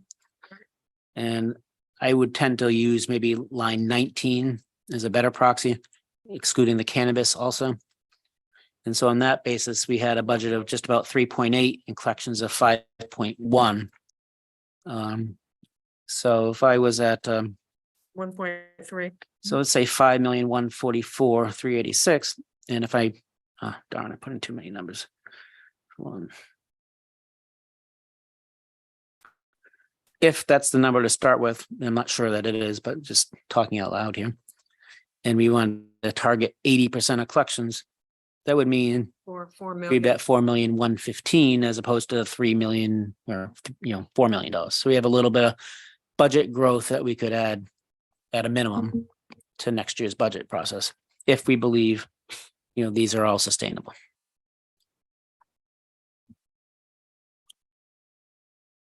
All right, that's local receipts. The next So- page, So do I take that last comment to indicate that if we are gonna see this level of receipts going forward, you plan to spend it on new stuff? no, I plan to increase the local receipts that's contributed to the budget. And all things being equal, that would reduce the tax levy needed. I like that answer. Yeah, no, I never presume, I know you, I know you think I'm a spendthrift, but I don't presume that the budgets are going up. No, but Yeah. I just want to make sure, because you could interpret what you said a different way, so I'm glad to hear that. But that's why I wanted to show that budget plan first, and it's a balanced budget. But you bring up a good point, Rick. So, and I know you all know this, but it's just good to hear it and talk about it, especially coming into the budget season. If you got a balanced budget and you got a set of expenditures and you've got 3 refunding sources, property tax, local receipts, and state receipts, it's like a game of levers, right? All things being equal, let's say the budget expenditures are equal, the same. And if local receipts are going up, we can pull the lever on the property taxes to have that one go down. Or if we know we're getting more state aid, Mhm. pull that lever to jack that up a little bit, and one of the other things can go down. And then I guess, to Rick's chagrin, you could pull all the levers and have all the revenues go up and have all the expenses go up too, and still be balanced. Yeah. But, Right. that's the game. But we also have, because of this, we have more money sitting in free cash. Right? Mhm. Yeah. Right. And that's why we're going over this. This is where this free cash is being generated from. Earning high interest, Rick. I like that. You should see my financial report for the Orleans Yacht Club on financial interest. It's just like this one. So you're giving new members a discount then, huh? Yeah, we're spending it. All right, so 10 is similar look at the appropriations. Remember, if you look at the bottom line here under excess and deficiency, 2,012,000 was what was contributed to that free cash calculation. Well, how did we have $2 million of savings? The biggest thing in here is the second line, debt service, 561. And there's that really, in a perfect world wouldn't happen. Typically, we're budgeting debt exactly for what we know because it's scheduled. But we had 2 things happen this past year, which didn't count on. The first is with the water project. This is a state revolving loan fund project. And we have to work with them as to the timing and scheduling of debt. And they give us what's called interim loans because, so we probably did this time, we were probably doing phase 2B of the water project. And they authorize us, say $12 million to do that phase. They don't just give us the money, we got to submit bills and then they reimburse us. And then as we get to the completion of the project at certain cutoff points, 50% is a cutoff point, 70% is a cutoff point. When we get to a certain point, they've draw down a certain amount of money, then they're going to want to make sure that you're on track for the actual 12 million. It's actually going to be 12 million. It's better not be anything more, but it could be something, maybe you really only need 11 million because they want to finalize the loan at a certain point. And they have a schedule with their board where they vote these things. So at the time, we thought we were on schedule to finalize that loan and therefore we would have been in repayment in FY 23. And that's ought to have been what should have been what happened, but their board didn't meet in the spring. And they didn't vote it till a subsequent meeting, which pushed the whole debt service off a whole year. So we had about $350,000 of debt avoided for the fiscal year. It's just, now we'll be on the debt service for this upcoming year. So 350,000 or so of that 561, or maybe more like 320 or so of that was that SRF issue. And then the other piece was Town Center Plaza, where we budgeted the 250 to go on to pay the debt service of Town Center Plaza, but we ended up not issuing that bond and holding it another year and rolling into this bond issue, so we didn't have to do multiple bond issues over multiple years. And so we've consolidated all our bonds. So since we didn't have it as a bond issue, we didn't have a debt service payment, and we didn't need to spend it. And so when we calculate how we're going to utilize the free cash, we might think that piece also could consider that also as kind of like part of the short-term rental money. That's kind of in the till. Because that was funded from short-term rental, but wasn't utilized. So your comments on the savings in debt, is that what's reflected on page 3? Bullet 3, 561,000. On page 3, so Page 3, bullet 3, 561,000. yes. That's it? Okay. Yeah.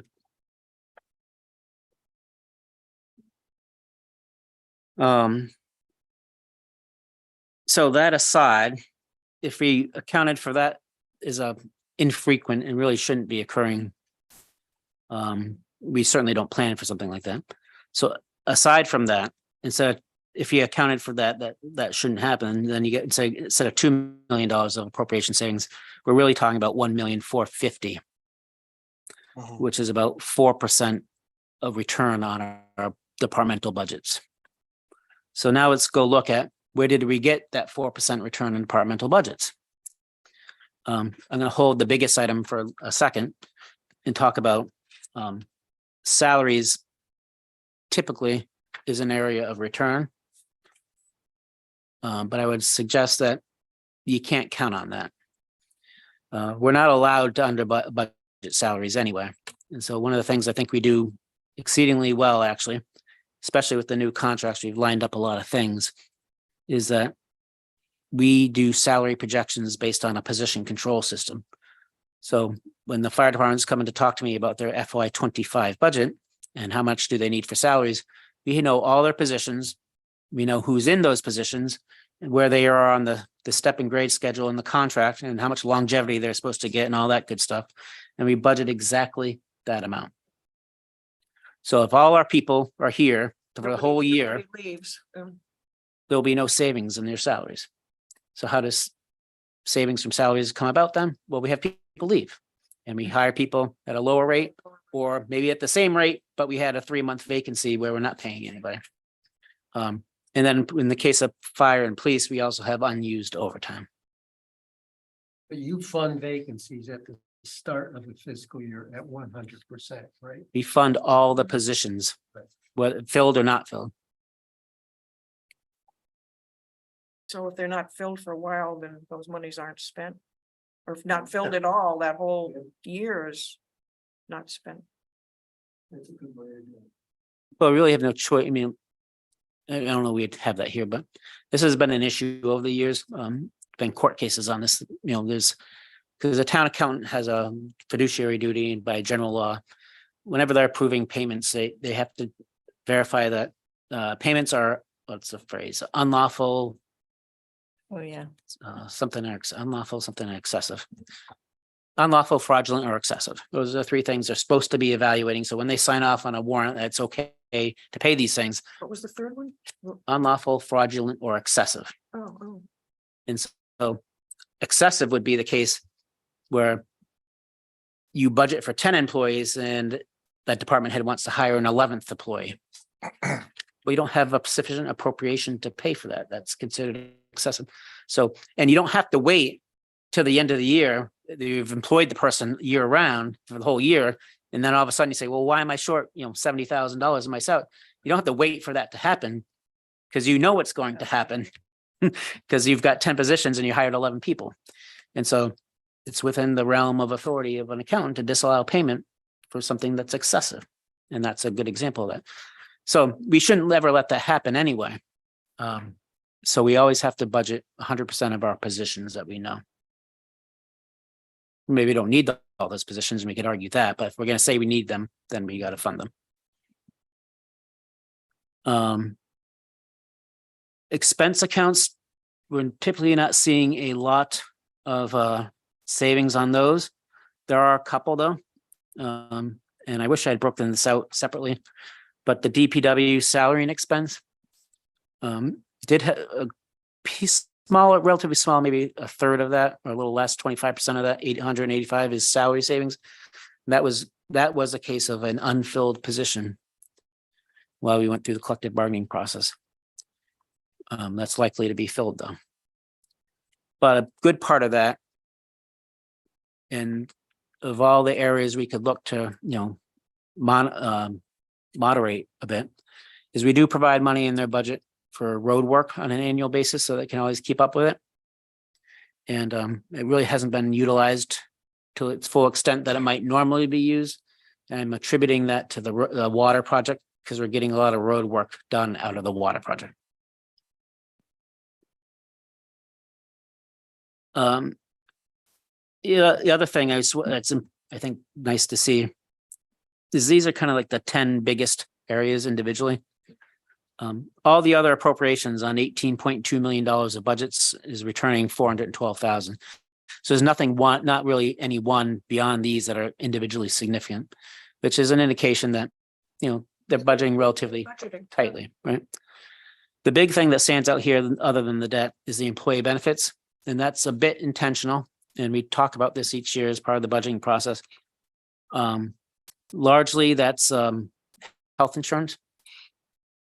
And we are, that's the most, one of the line items has most potential for swing for us. So we always want a little bit of surplus because anybody could change from, say, a single plan to a family plan. And that's a significant cost. And we got to be able to provide for that. But we're also providing for, we've been very successful in the regional joint purchase group to which we belong and managing costs in that group and not experiencing a lot of high cost claims. And that's just truly luck of the draw in my mind. National trend on health insurance costs is 9 to 10%. And we've been experiencing 5 to 6% claims cost increases at our group, which is, and since it's self-insured, that's just our own unique experience, which is very lucky. It's a big group. And so we're going to which helps moderate and mitigate risk, but it also would tend to put us more towards the mean. So if you've got a national trend of 8 or 9 to 10%, our large group probably is more often than not going to mirror that trend. And for the last 5 years, we haven't. And so because of that, that group has built up a large surplus fund balance. And for the last several years, they've been using an amount of that fund balance to subsidize the rate. So of the amounts that we pay, I know that there's about a 2% rate subsidy built into that. And I just want to protect ourselves against that someday that 2% subsidy isn't there. If our trend is a 10% increase and we got to go up to 10%, but now we no longer also have that subsidy, now we're going to get a 12% hit. So I'm internally kind of protecting ourselves against the group not doing the right thing either and being able to wean themselves off the subsidy. Rich, could you just comment on the third bullet on the left there about the school budgets, and do we have any indication where they landed, or is there any Yeah, we never get, benefit from there? I think we got about $1,000 of savings. $1,000 of savings? Schools, if they haven't spent it, state law allows them to encumber funds for subsequent year purchases. So, Okay, It's almost school, that's- almost every school does that. All right, so you're not gonna see. So you can buy textbooks for the next year within the prior year's funds, and that's what they do. Okay. Were you surprised at the energy, the fuel? It's not a big amount, but I keep thinking that the price of gasoline and everything else is very high and so maybe So- we, So I'm gonna toot my own horn. Me and the guy from Barnes, purchasing manager from Barnstable, work with the Cape Light Compact throughout the years on different things, and Cape Light Compact really carries the heavy load lift on this, but they are our supplier. We purchase our electrical supply through the Cape Light Compact. And we were instrumental in convincing everybody to go for a 3-year agreement the last time we went out to bid on electrical supply. And I just 2 or 3 weeks ago, we have a new contract now. And so I just went to this meeting again, and I forget what the number was, but in the millions of dollars Cape wide, that decision was to our benefit. We had locked in very low rates for 3 years. The bad news is now we need a new contract because that 3 years is up. the rates are, And now there's a little bit of rate shock because we had such a good deal. it's and- the difference between what we had and what we can get. So now is- electrical supply rate is going to go up about a third. Hmm. Which doesn't mean that our budget's going up a third. Because the supply is only about half of the overall cost. But we can expect if we didn't have any surplus at all, we would expect a 12 to 15% in the energy budget. For electricity anyway. But we do have that, and knowing that we had that good contract, that's why I have a little bit of slush in there. And so now we'll have to go up to fund the total amount, but we don't have to, it doesn't have to be new dollars because we already have some extra. So if that plan for the solar panels at those 3 sites is approved, that'll help you with that electrical cost. The best way to do this, and I think except for maybe the transfer station, the things we're contemplating doing are what we call behind the meter, meaning that electricity that those panels produce, we use first, so we don't have to buy it off the supply. And we just got word, Jackie just went to a meeting a few days ago, that is, we already had bid all those projects, but got terrible results. The timing couldn't have been worse. And so they didn't issue any contracts. Well, they did, but then the vendor pulled out. And so now we're getting ready to reissue them all in the next few weeks, I think. You know who helps with that? That's CVEC, the Cape and Vineyard Electric Cooperative. CVEC, Cape and Vineyard Electric Co-op.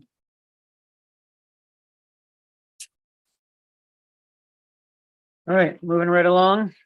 I'm not gonna, we'll talk about debt with the capital budget, so I don't want to spend a lot of time on that. We've talked about our pension and our OPEB recently, so like other than say our funding ratios are showing improvement. We went and pension from 62% funded 2 years ago. In our last actual study, we're at 75%. And on our OPEB, we didn't really increase the funding ratio all that much from 1.6 to 1.8, but the liability dropped, and that's key. So when I talk to S&P, they're always interested in OPEB. Everyone's always focused on the funding side, and I always want to bring them back and remind them that, well, there's a cost side too. So if you're going to reduce costs, that's worth its weight in gold more so than the funding. So we dropped our liability from 36.6 to 30.6, almost $6 million. And that's again, through participation in the Cape Cod Municipal Health Group and paying attention to plan design and keeping low rate increases for our employees' health insurance. But was some of that helpful as far as the stock market is concerned? No, that's just decrease in No, what I'm cost. saying is the monies that are in the pension, Oh, the pension, yeah, pension that would be earning Stock money, market. which would reduce what our liability is. right. And then finally, maybe not finally, but close to finally. Page 14 is the Standard & Poor's rating criteria. So we know what they think of us. And, our job next Tuesday is to convince them on those areas that we're not very strong, that we ought to be better than what they think we are. So the management score ought to go to very strong. There's really no reason that shouldn't. And I think we can demonstrate that pretty easily. Budgetary performance, in the past have considered us adequate. We've had amazing budgetary performance, planned or unplanned or right or wrong or indifferent. It's been pretty good. And we've built up our reserves and are now at 27% of our fund balance, of our budget and fund balance. And we're exceeding their 5% target. So that adequate should be, minimum of a strong, if not very strong. And I really take issue with the debt issue with it. They're considering it very weak. I mean, it's certainly not our strength, but I don't think it's fair to say it's very weak. We do have a lot of debt. And they don't like the fact that it's not a lot of it's paid back in 10 years. But this is infrastructure debt. And, this is a taxpayer equity issue here. You would never pay back, a 50, 70-year asset back in 10 years. That's why we pay. And we got very attractive financing rates. So why wouldn't you do it for 30 years? So I don't think that's fair for them to hold over us. And we've secured this repayment of debt with property taxes, which could be a problem if you have high property taxes. And I know nobody likes property taxes, but comparatively speaking, we don't.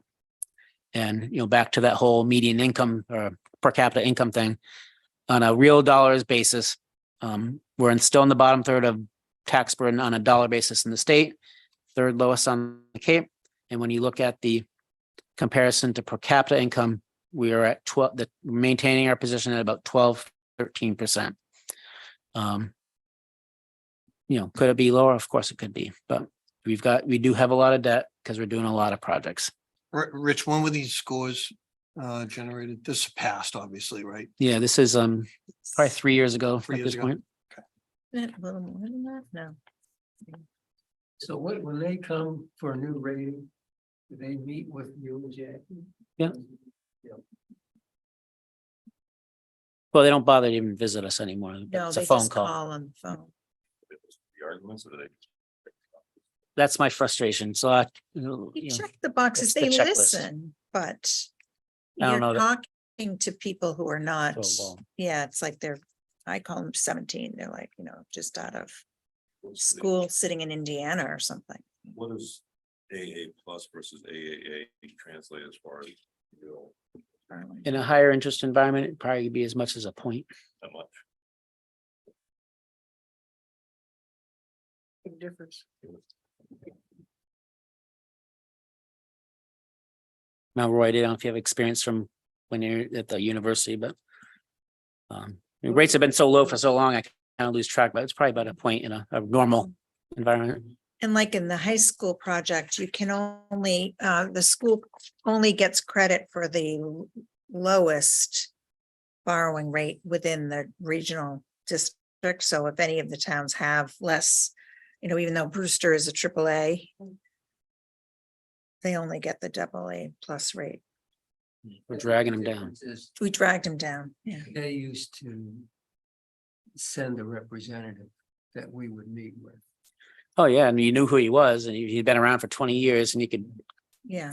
You driving past all the nice parts of town and, And her, but this is the impacts of actually ended up hiring her. 2008, 2012. Especially 2008 with the collateralized debt obligations with the mortgage industry. All those rating agencies rated them all AAA debt. Oh. And that was like the straw that broke camel's back. So there's a lot of regulation now on these rating agencies, and it's can't be subjective as it was before. So now they have rating criteria. This is the actual rating criteria, and we know the details of it, and we know this is how they weight things. And I can go, I don't really want to do it anymore, but we can get into the weeds as to all the different factors in each of these things and specifically address them. And we have on a higher level to make sure that we can get as much as we can out of them. But you can see the biggest controllable factor that we can get is 20% out of management. Mm. We have financial management policies. We got a great schedule for financial committee participation and oversight, and a great schedule for budget implementation, and a success record of getting budgets adopted. All that goes to the management score. And the biggest thing really, and this part is a little subjective, is we told them what we were going to do 3 years ago, and they still have those notes. And we did it and did more than what we said we were going to do. So Good luck Tuesday. We're clearly on the upswing. Is it enough? That's the. Yeah. the demographics is really the thing that hurts us and we can't really control it. For some reason, and we're in the same. Hey, I'm just, it's a conspiracy theorist in me, but, Yarmouth and Eastham of the Capes Yeah. and of the worlds aren't considered as highly as the Dennis and the Chathams. Chathams. It's not supposed to be that perceptive evaluation of it. But all things being equal and they're on the edge and they got to make a call, am I going to make that a plus or a minus? It's not going to be a plus. No, don't be too negative. So we got to overwhelm them with all this other good stuff. Overwhelm them with Rich's brilliance. And my begging. How long was this phone call? Probably an hour and Rich. It's Or- like an hour. No, Hour and a it half, seems endless. And they do ask very detailed questions and. You have to provide them with some documents in advance. I send them this. I Yeah, sent them our projections. As a matter of fact, our financial advisor loves our projections. She called me, said, hey, can we send this to some of our other clients? They really need to be, Mm. so, You should say, I'll do it if you give us a AAA. well, they're just our FA, they're not the S&P, but so we're getting a lot of good credit. People like what we do. Just does it translate? Guess we'll find out in a week or so. What happened? Did they downgrade Wellfleet? Yeah, so Wellfleet was a AAA I know that drove. and they got nuts. downgraded to a AA plus. And actually that Reduced now. I asked them to send me the write-up they got on that so I can see what caused it. Part of it obviously has to do with this management score. It can't be, it probably should never have been very strong, but if it was, I'm for sure it got downgraded because, it's not only, even if you got the best managers, if you didn't have anybody there, the management score isn't being addressed. And the staffing situation. So, and I also want to see, do they have the same analysts that we do? Because if that person, if it's the same analyst and they have any smarts to them, I would imagine they'd be asking us the same questions and we've got Comparison would and be we've got good answers, Would they consider a Zoom call? It's what it's gonna be, yeah. It is, The state you're talking about? well, the S and P. Oh, The rest of this, I'm not gonna go over.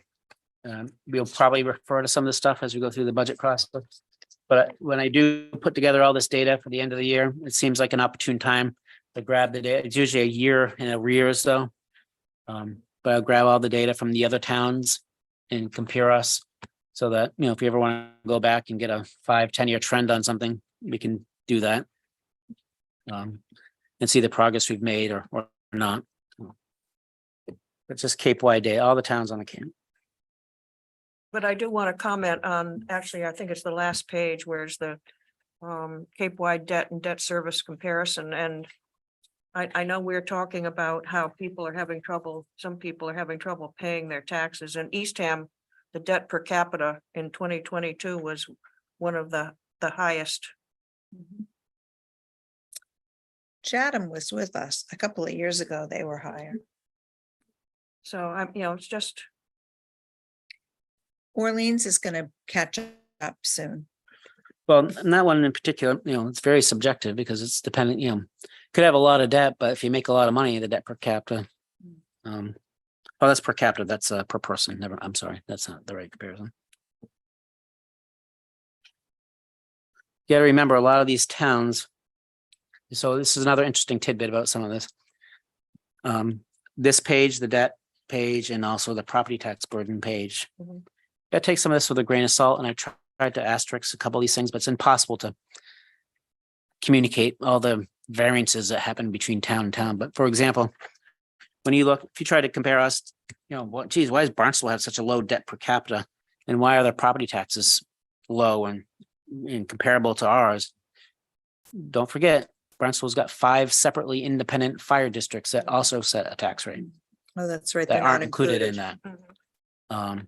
So there's lots of things like that, that if you're not astute or up on all the local governance issues, you might not know. And a lot of these towns have separate independent water districts as well. Typically, they're not funded by property taxes, but they're carrying their own debt. And that debt wouldn't be showing up. So you gotta take some of this with a grain of salt.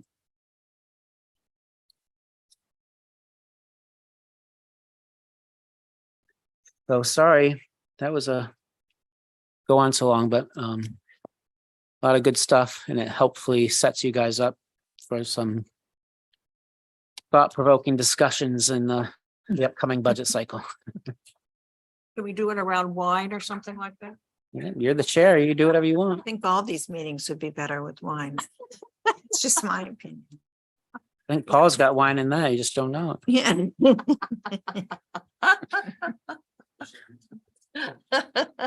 Thanks, Rich. Yeah, thank you very much. Are there any, I'm sorry, are there any other questions from the folks here? Nope. Okay, looking at the agenda. We're on to number 5, old business, capital project committee update. And I guess I'll ask Jackie, but we did at the last meeting vote to have Steve and Peter become members of the capital project committee. I forgot Peter. Peter, he's not here today, but he's. Yeah. And their terms are to be overlapping, Mhm. and so I was wondering how that was being done as far as their terms. Peter is his term is up at the end of this year, 6/30/20. I'm not saying he's not going to be Hmm. continuing, but I'm just saying right now his term is up at 6/30/24. And of course, Steve is was just became a member, so his term won't be up till 6/30/26. So I was just wondering how you were doing that as far as overlapping. Usually we will just assign it the first round, like someone will have a 3-year term, someone will have a 2-year term, someone will have a 1-year term, so that, we can start the process right away and it's just Mhm. assigned randomly almost. But I'm just thinking that if Peter is his term is up and he decides not to continue on the finance committee, then we would probably have to most likely find somebody to replace him from the finance committee. Since there are 2 members. Okay, so we'll pick him for the year 1. And then you can reappoint them. Yeah, Yeah, you'd have, I just wanted to understand how it was done. So they understood how it was done.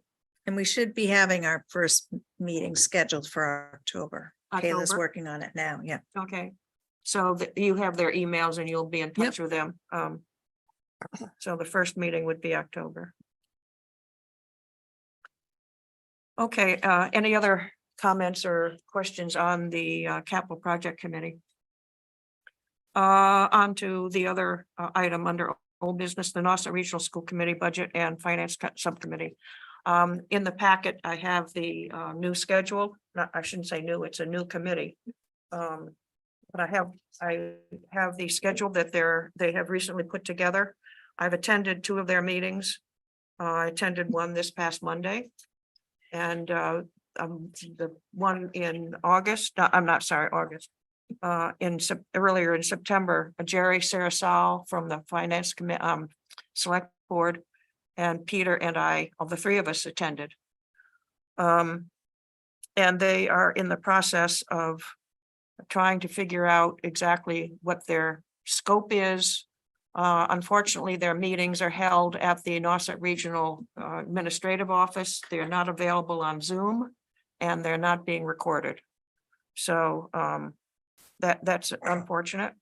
I have, as I said, been attended 2 meetings now. They are in the process of trying to figure out how they're going to proceed and what their process is going to be. They are looking into doing what I would call a deep dive into the whole school choice issue, the whole charter school issue, and the whole special ed issue as far as finances are concerned. And so I didn't know what people's thoughts were on how to proceed. We discussed it briefly at our last meeting.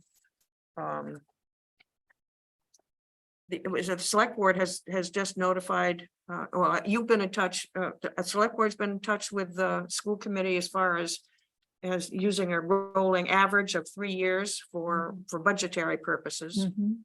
And I will say that they have, at each meeting, they have what's called a public speak and people can talk.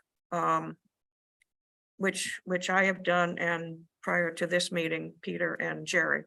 And one of the things that came up was the thought of including Provincetown and Truro in the cost of the construction versus just the tuition.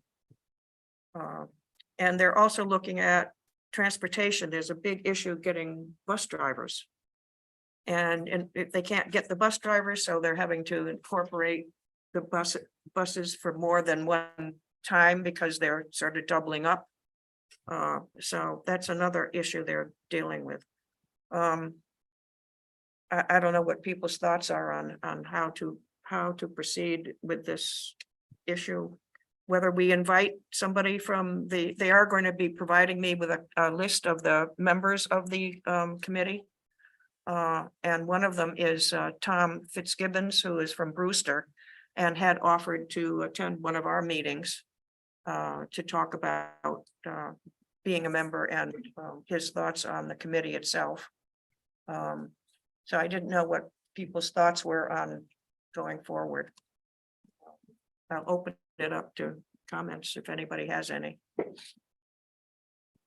They meet on Mondays. Their meetings are on Mondays at 3:30 in the afternoon. At least that's the two that I've attended, and I think that's how they're proceeding.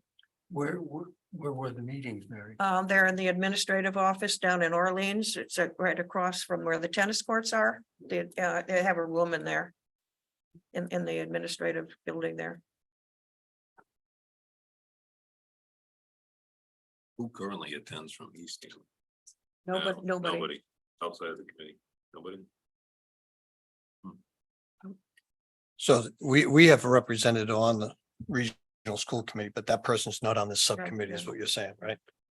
So, yeah, my recommendation would be that, based on the interaction we had at the last budgeting process, that we try to attend, it's for informational purposes, one of us try to attend. It doesn't have to be the same people all the time, and then bring back what that information is to our next meeting. So at least we're a little bit prepared. I like your idea of inviting the gentleman from Brewster in to maybe sit with us for a few minutes at a future meeting, maybe before the budgeting process starts. Yeah. I think that would be great. And I think we've been trying to tell them in the public speak time that we have been, this committee has been frustrated in the budget process. Mhm. And that we'd like to be getting information sooner and be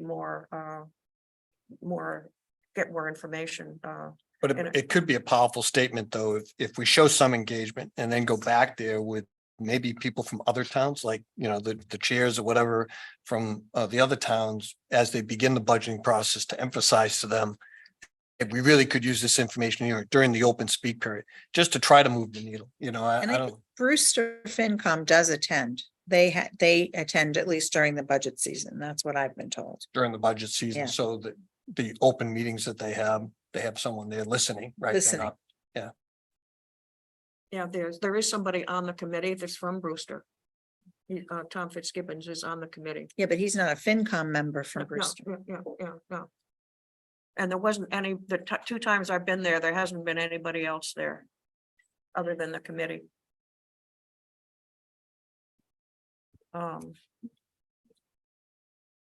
Yeah, I'd be happy to, split with Mary some of the demands of those meetings on Mondays with you, so that I don't think that everyone has to go, you know what I mean? Oh, no, I wasn't expecting. No, I understand that, but Yeah. rather than the same person having to tag every Monday, if someone wanted to, Yeah, rotate through. I think they're basically twice a month. Mhm. twice a month, Yes. really, it's a busy FinCom. No, this. Wow. that Yeah, was the- finance and budget. budget. Budget committee. yeah. Budget committee, yeah. What are the specific budgets that they work on? It's the entire Dorset Regional School System. Well, they break it down by school. They got the high school budget, the middle school budget, and then what they call a region only budget, which is shared costs amongst the 4 towns for administrative. They get all the bills, from what I understand, they get all the bills for everything, for all the schools. And even for our Eastham Elementary School, and then they process them and then they send them to here to be paid. At least for the elementary school. This committee does? No, the town. Central the- office. Yeah. Hmm. The school, the regional school system. Did you find the meeting that you attended or the one or two that you went to informative and valued? to what was And up? I didn't bring all the documents because I wasn't gonna bring them, but the last meeting was on 6/30/2023. The budget, I mean, the results of 6/30/23. Mhm. And the meeting before that was all on transportation. Would it be helpful if we give you the dates were available? You can assign, If that would be, yeah, that's another option. send you the dates. Yeah, you could do that. I mean, you all have the calendar, so, yeah. Okay, if people are, and if people are interested.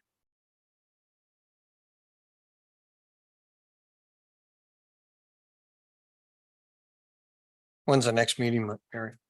It's October 2nd. It's next Monday. Next Monday?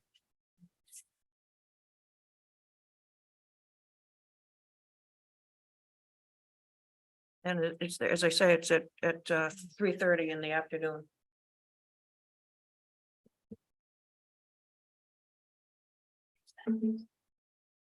Did you have a copy of in your packet? Yeah. You have a copy of this, the schedule. Okay, I'm gonna move on. Oh, that's the wrong thing. Town managers report number 6. And I did have Kayla sent out to me or to everybody, the town managers report that you put together for the select board. Okay. I have a couple of questions, but you might want me to ask my questions? Yeah, ask your questions. Okay, one of my questions is regarding the whole town, the town hall. Mhm. And the preservation, the work to be done, and I know that the original person that filed a bid has withdrawn. Mhm. And that bid came in, I think I heard 95,000 over the 680 that the CPA committee had approved. Is that correct? Yeah, it was roughly $1 million. Million. Mhm. So now we're going out again Mhm. to get. Yep. We're going out again. We held all the sub bids, all the sub bidders agreed to hold their bids while we go out again for the general contractor. General So this is contractor. just the general contractor.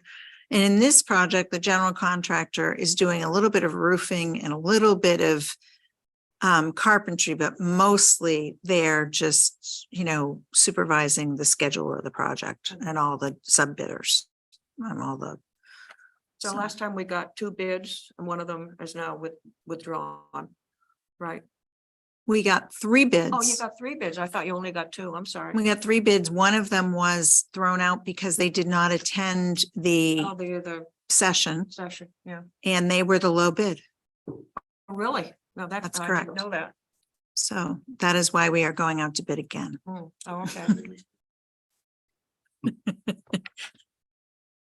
So, So I think we're going to be, 4 to 6 weeks behind schedule, but I'm hopeful that we'll get a low bidder and the sub bids were good, Mhm. all good. Mhm. So hoping that we can move forward and do it. mhm. And as you go out, you can take a look to the right and see our new old chestnut tree, which was transplanted this afternoon from Wild Care. It's one of the last remaining chestnut trees in Eastham, and we're hoping that it survives And it because came it's a from- huge tree. It came from Wild Care? They're building, they're They're- adding, Oh, doing an down addition. Arlene's? Oh. No, So they're partly in Eastham, aren't they? They're, No, it's. yeah, they're in in Eastham, Eastham. Wild They Care, are in- yeah. I'm thinking they're. at the Rotary, yeah, Rotary, yeah. But 2/3 of the Rotary is in Eastham. Yeah. Yeah. You're correct about that. And the NAX septic system is in Yeah. Eastham. Who would have thunk it? Little signs on the highway. So I'm still Is the hopeful about bathroom the in town hall Eastham? project. Yeah. Yeah. I guess I have a question you mentioned the roof because we were just talking earlier about the solar panels and the solar panels are going on the roof here, right? Yeah, but most of our roof is Was new. done- Was done. So but it's because only been in early- this project, it's just the flat roof sections are Oh, being okay. made pitched. Okay. 'cause to I was- match the was historic- wondering About yeah. that. Yeah. Yeah, okay. And there is going to be, just want to report, there is going to be a presentation on October 16th to the select board on the wastewater. Right. So- Final draft plan, we're gonna be, if they approve it, it will go to the DEP and we start the clock. Mhm. Yeah. So people that are interested in knowing what's going on with the wastewater, that's October 16th at the select board meeting. Is that the consulting group? That, Yeah, GHD, yeah. Let me see. A town building assessment, is that, what's the story on that?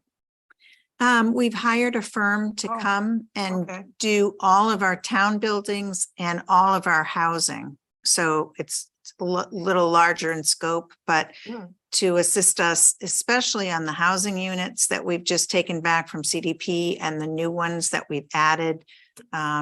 This firm really does a great job of separating out all the systems and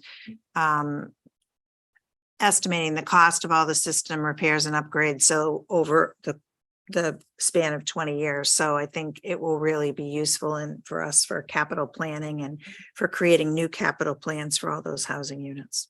And so what you can expect to see in the capital plan is, we still have some projects that we've identified individually that need to be done that are of some significance.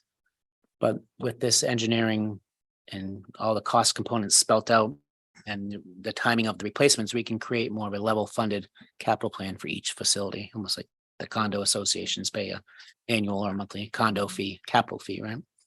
So it's something I'm gonna put into the capital plan for this year, try to every year put money aside Mhm. to address the needs that are identified in this report. And the other thing they're giving us is an actual web-based application to put in work orders and record work that we do on our facilities so that we have a better maintenance record. You can keep track of the timing of when we're supposed to be doing these things. And when we do them. So yeah, that's what was missing the last time we did this, I think. So it's going to be, we're excited about it. I guess the one other thing I have is that it's been reported that Rich is going to be doing work for Wellfleet. And it said we have a memorandum of agreement with Wellfleet. That's correct. Yeah. And so I think I read something about 350 hours. I don't know where they came up with the hours or something like that. Was in There you go. was in the Provincetown Independent. I don't know where they got the information from. Rich estimated the hours. And it's gonna be what it's gonna be, Bottom line, if we're gonna do the work, we gotta, they're not as far along as we are in some of the things we do, so it requires a little bit extra effort and some hand holding and some explanation.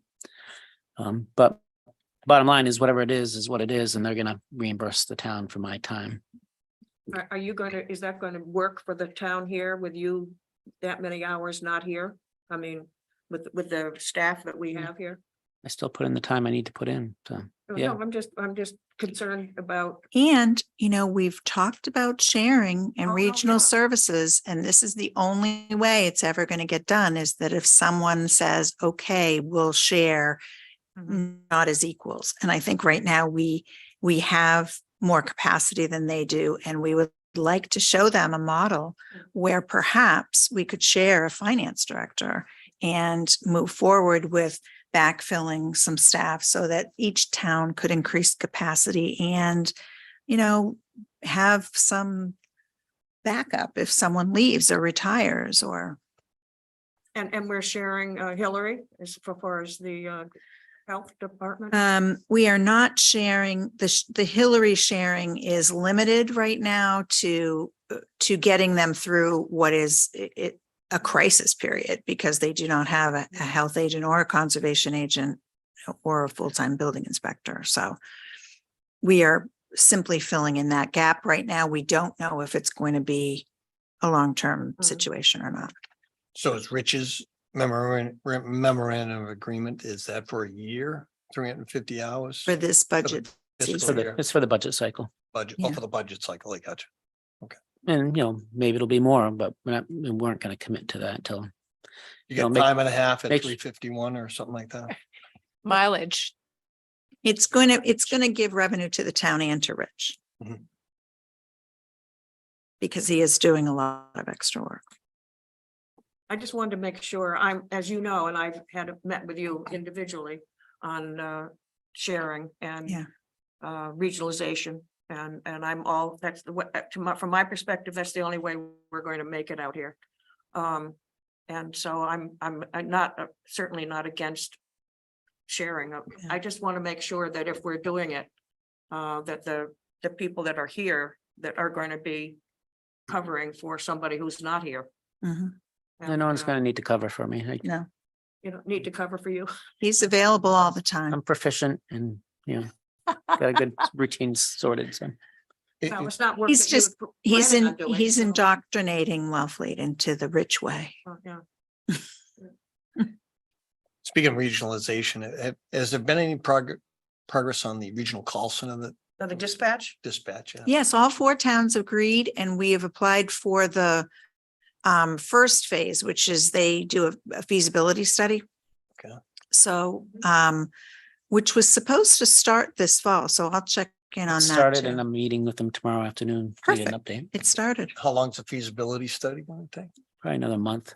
Oh, good. Okay. It's a pretty quick fuse, They have to gather data from all the towns and Okay. And then. but they've done this before, so it's not like reinventing the wheel. I mean, they know what it takes to, but given the volume of calls from Yep, Mm. yep. 3 or however many towns, what you need to staff that and run that. Yeah. No, that's good. I'm glad to hear it's going. yeah, so we're still hopeful about that. And that there's a few steps, but they're all, they're all funded. So that's awesome. It seems one where all the towns agree there's a need, and if you could do that, other things may happen, you Yes. know. Yeah. Okay. The big question, which I'm sure we'll have to hash out with the other towns once we get the data and get some recommendations, and it's always the case, Always is Sure. what's the governance model? Yeah. And so we've kind of been indicating that, it's a IMA arrangement. It's not, we're not creating a separate dispatch district that has, not like the fire districts where they have their own taxing authority, their own ability to send assessments that you have nothing to do with. So it's, there'll be an in-house model that there'll be participation from all the chiefs as the managing boards, so to speak. Mhm. But it's owned by Eastham. And portion costs out to each community. Yeah. So we don't have to have a separate infrastructure and separate administration and all that stuff. Yeah. Okay, good. Thanks. And I have one other, when I was I had a booth at the Windmill Weekend for the CPA committee. And there was I'll call it a booth next to me. They were collecting money from folks that were interested in paying money towards a pool at the tea time. Oh, yeah. Who is, I couldn't figure out what that was all about.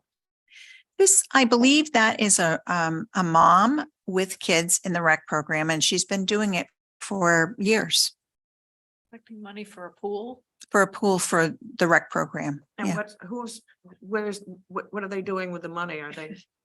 I honestly don't know, Mary. I think it's going into maybe, I don't know. It was just, I mean, we haven't even decided to have a pool. No, it has nothing to do with the town of Eastham.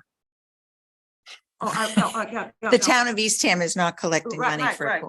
Right. I was just shocked that they were doing it. Yeah, I think this is her idea. She did a brochure like 4 I or 5 wasn't years aware that she'd ago. Been doing it before. Yeah, before we even had Teton. Oh, I mean, I think there's groups of parents that really, want to have swim lessons and want to have a pool and all that stuff. So I'm just, I don't know. I'll get more info on it from you. Yeah, okay. Anything else that you'd like to comment on as far as? No, I think just the ARPA grant, I wrote about that, but we are getting contracts out this week. It will be up and running probably by the 15th of October. We'll have our first contract signed. So both the behavioral health and nursing components are going to be provided hopefully by Outer Cape Health. And we also made an offer for the network coordinator. So that's moving along. And again, that's a 4-town regional partnership too. Yep, that's another plus. We're doing, you know, a lot of the heavy lifting on that one too, but I think it's gonna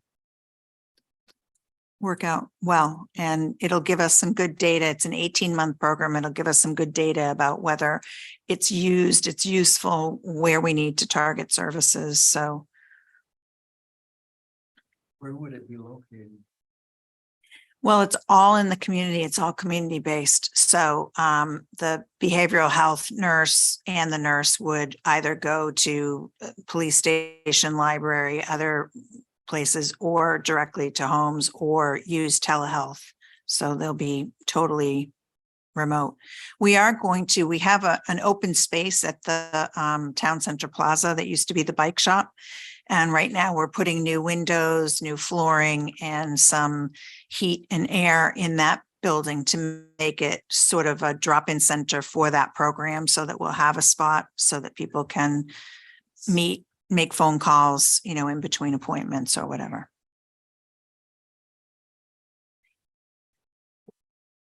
There's also in that grant, there's also screenings for all 4 towns, health screenings for all 4 towns, transportation to and from clinics and screenings. It's quite comprehensive. So, And that has nothing to do with the opioid money, the opioid. no, money that's a is separate, and we're going to have a report on that in October. Yeah. And the fourth thing that this grant is doing is pulling together all 4 towns, the COA, the rec programs, all the other than health, all the other departments other than health, to figure out how we can share and not duplicate programming amongst the 4 Outer Cape towns. So figure out a way to, you know, either translate programming through Zoom and other mechanisms, or have residents go to other places to get programs, so that we don't have to do them 4 times in 4 different spots. Now that money is going to be coming for a number of years, right? No, it's an 18-month program. It's just I thought a the very limited. opioid was being paid out over. The opioid is different. That is a Oh, 20 yeah, year. that's what I Yeah. meant. Yeah. Yeah. Okay. Any other questions from anybody? New business, number 7, the fiscal year 23 report for the annual report, and every year the various committees have to put together a report for the annual report. And of course, the finance committee is one of them. I did the report last year, and I was wondering whether somebody would like to, any writer or anybody else would like to. Any writer, really. It's also, it's not due until January. That's fine. Yeah, yeah. If there's a template. it Yeah, would be well, helpful. it's, It's that, if you it's, have that as a Word document. yeah, that'd be yeah, swell. yeah, yeah. Yes, I volunteer. Oh, Right. that's fantastic. I love people that volunteer. After you do. Okay, so I'll put Paul's name down there. And I have one final question. In the past couple of years, we as a committee have put together questions for the departments that we meet with when we start meeting with them for going over their financial reports.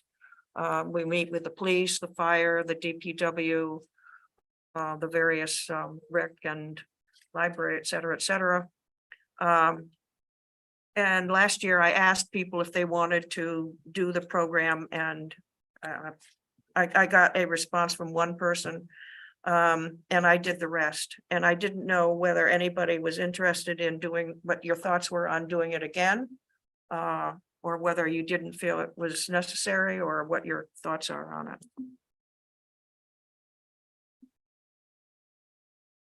I'm confused because I wasn't here. Yeah, The yeah, yeah. Department heads come in. Department has come in our meetings, Okay. and we go over their budgets.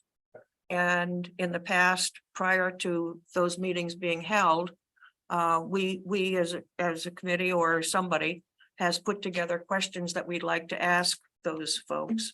And we give it to them in advance so that they have a time to obviously prepare the answers. So that when they come to the meetings to meet with us, they've seen our questions and they've had time to prepare it and answers. And Mary, I appreciated that you had most of the questions that sort of covered a lot of things. And they were questions like, what do you think about regionalization? How would that affect your department? And did you happen to keep, like, did you happen to keep those? Oh, yeah, Because it, yeah, I have them. Well, they're in our packets. right, because I think, I mean, they were helpful. And do we have the same questions? It might be helpful to, if you have that in a format. I say that my we experience could- has been that they are the same questions every year, which is fine. Well, it depends Well, upon what's New- going on, different things. There could be new ones, right? But Well, yeah, different things some of going the on. higher level, some of them are, everyone always asks about police and fire overtime and they ask about staffing levels Right. and that type of thing. So I'd imagine they're similar, and I have them too, so Hmm. I could resend those out to the committee if you'd like. Yeah. In 'cause I know anticipation of, there have been a lot of changes in like the new DPW director and Right. how is it working with, there's a lot of new staff and there's some, I want to say total reorganization, but there's, COVID issues and. But I would think you would want to see the budgets first well, and generate the questions from that. Oh, yeah. I yeah, was gonna say, some of the base questions are probably gonna be the same, but the new questions will arise if something Right. different's in the Yeah. budget. Right? right. I think the time, Mary, too, is last year we weren't clear on what the deadline for the questions were, so they were coming in at different times. Well, Because I sent out an email saying if you Well- want to give me your questions for this meeting, I've got to get them by this Yeah. time in So order. you need them like a week and a half ahead, Yeah. whatever it came out to. I Yeah. think there was a lot of confusion last year. Right. And I think it's hard too, because we don't get the materials that far in advance. And so trying to, Right. I think when I'm not sure, Mary, when the meeting is, but an upcoming meeting, you'll be talking about the budget schedule and setting some dates. So when we get that final schedule, you'll know Right. who will be showing up to see you at What our certain dates are to dates. meet with everybody. right. I think it worked well. Good questions. And they read them and they were prepared. I'm sorry? I think the presenters were prepared. They did look Oh. at it. With the questions that we had sent to them in advance. I guess the question is, are there new questions year to year? Or is it just a guidance for them to make sure they're prepared on how to address their overall budget presentation when they come in every year? How much of it is new and how much of it is guidance for them? Because I agree with, Roy, you're right. They seem to follow that when they came in. I think maybe it made many of them comfortable. Hey, here's how I'm gonna start off talking and follow these talking points. And if the board takes me in another direction, I'll go down there, Yeah. Well, why don't, I'll put together the questions that I used or submitted last year.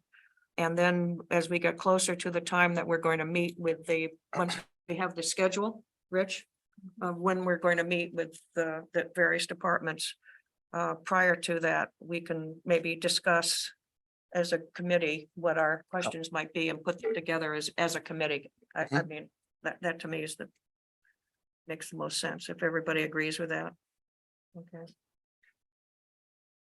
Yeah, I'd be happy to work with you to pull that together so you don't have to do it all. Anything else that anybody'd like to bring up? Do I have a motion to adjourn? Motion to Tom, adjourn. second, Joanna? All in favor? I. 7-0. Thanks, Rick. Get dark where you are, Rick. I know, that's right. Yeah. Is it getting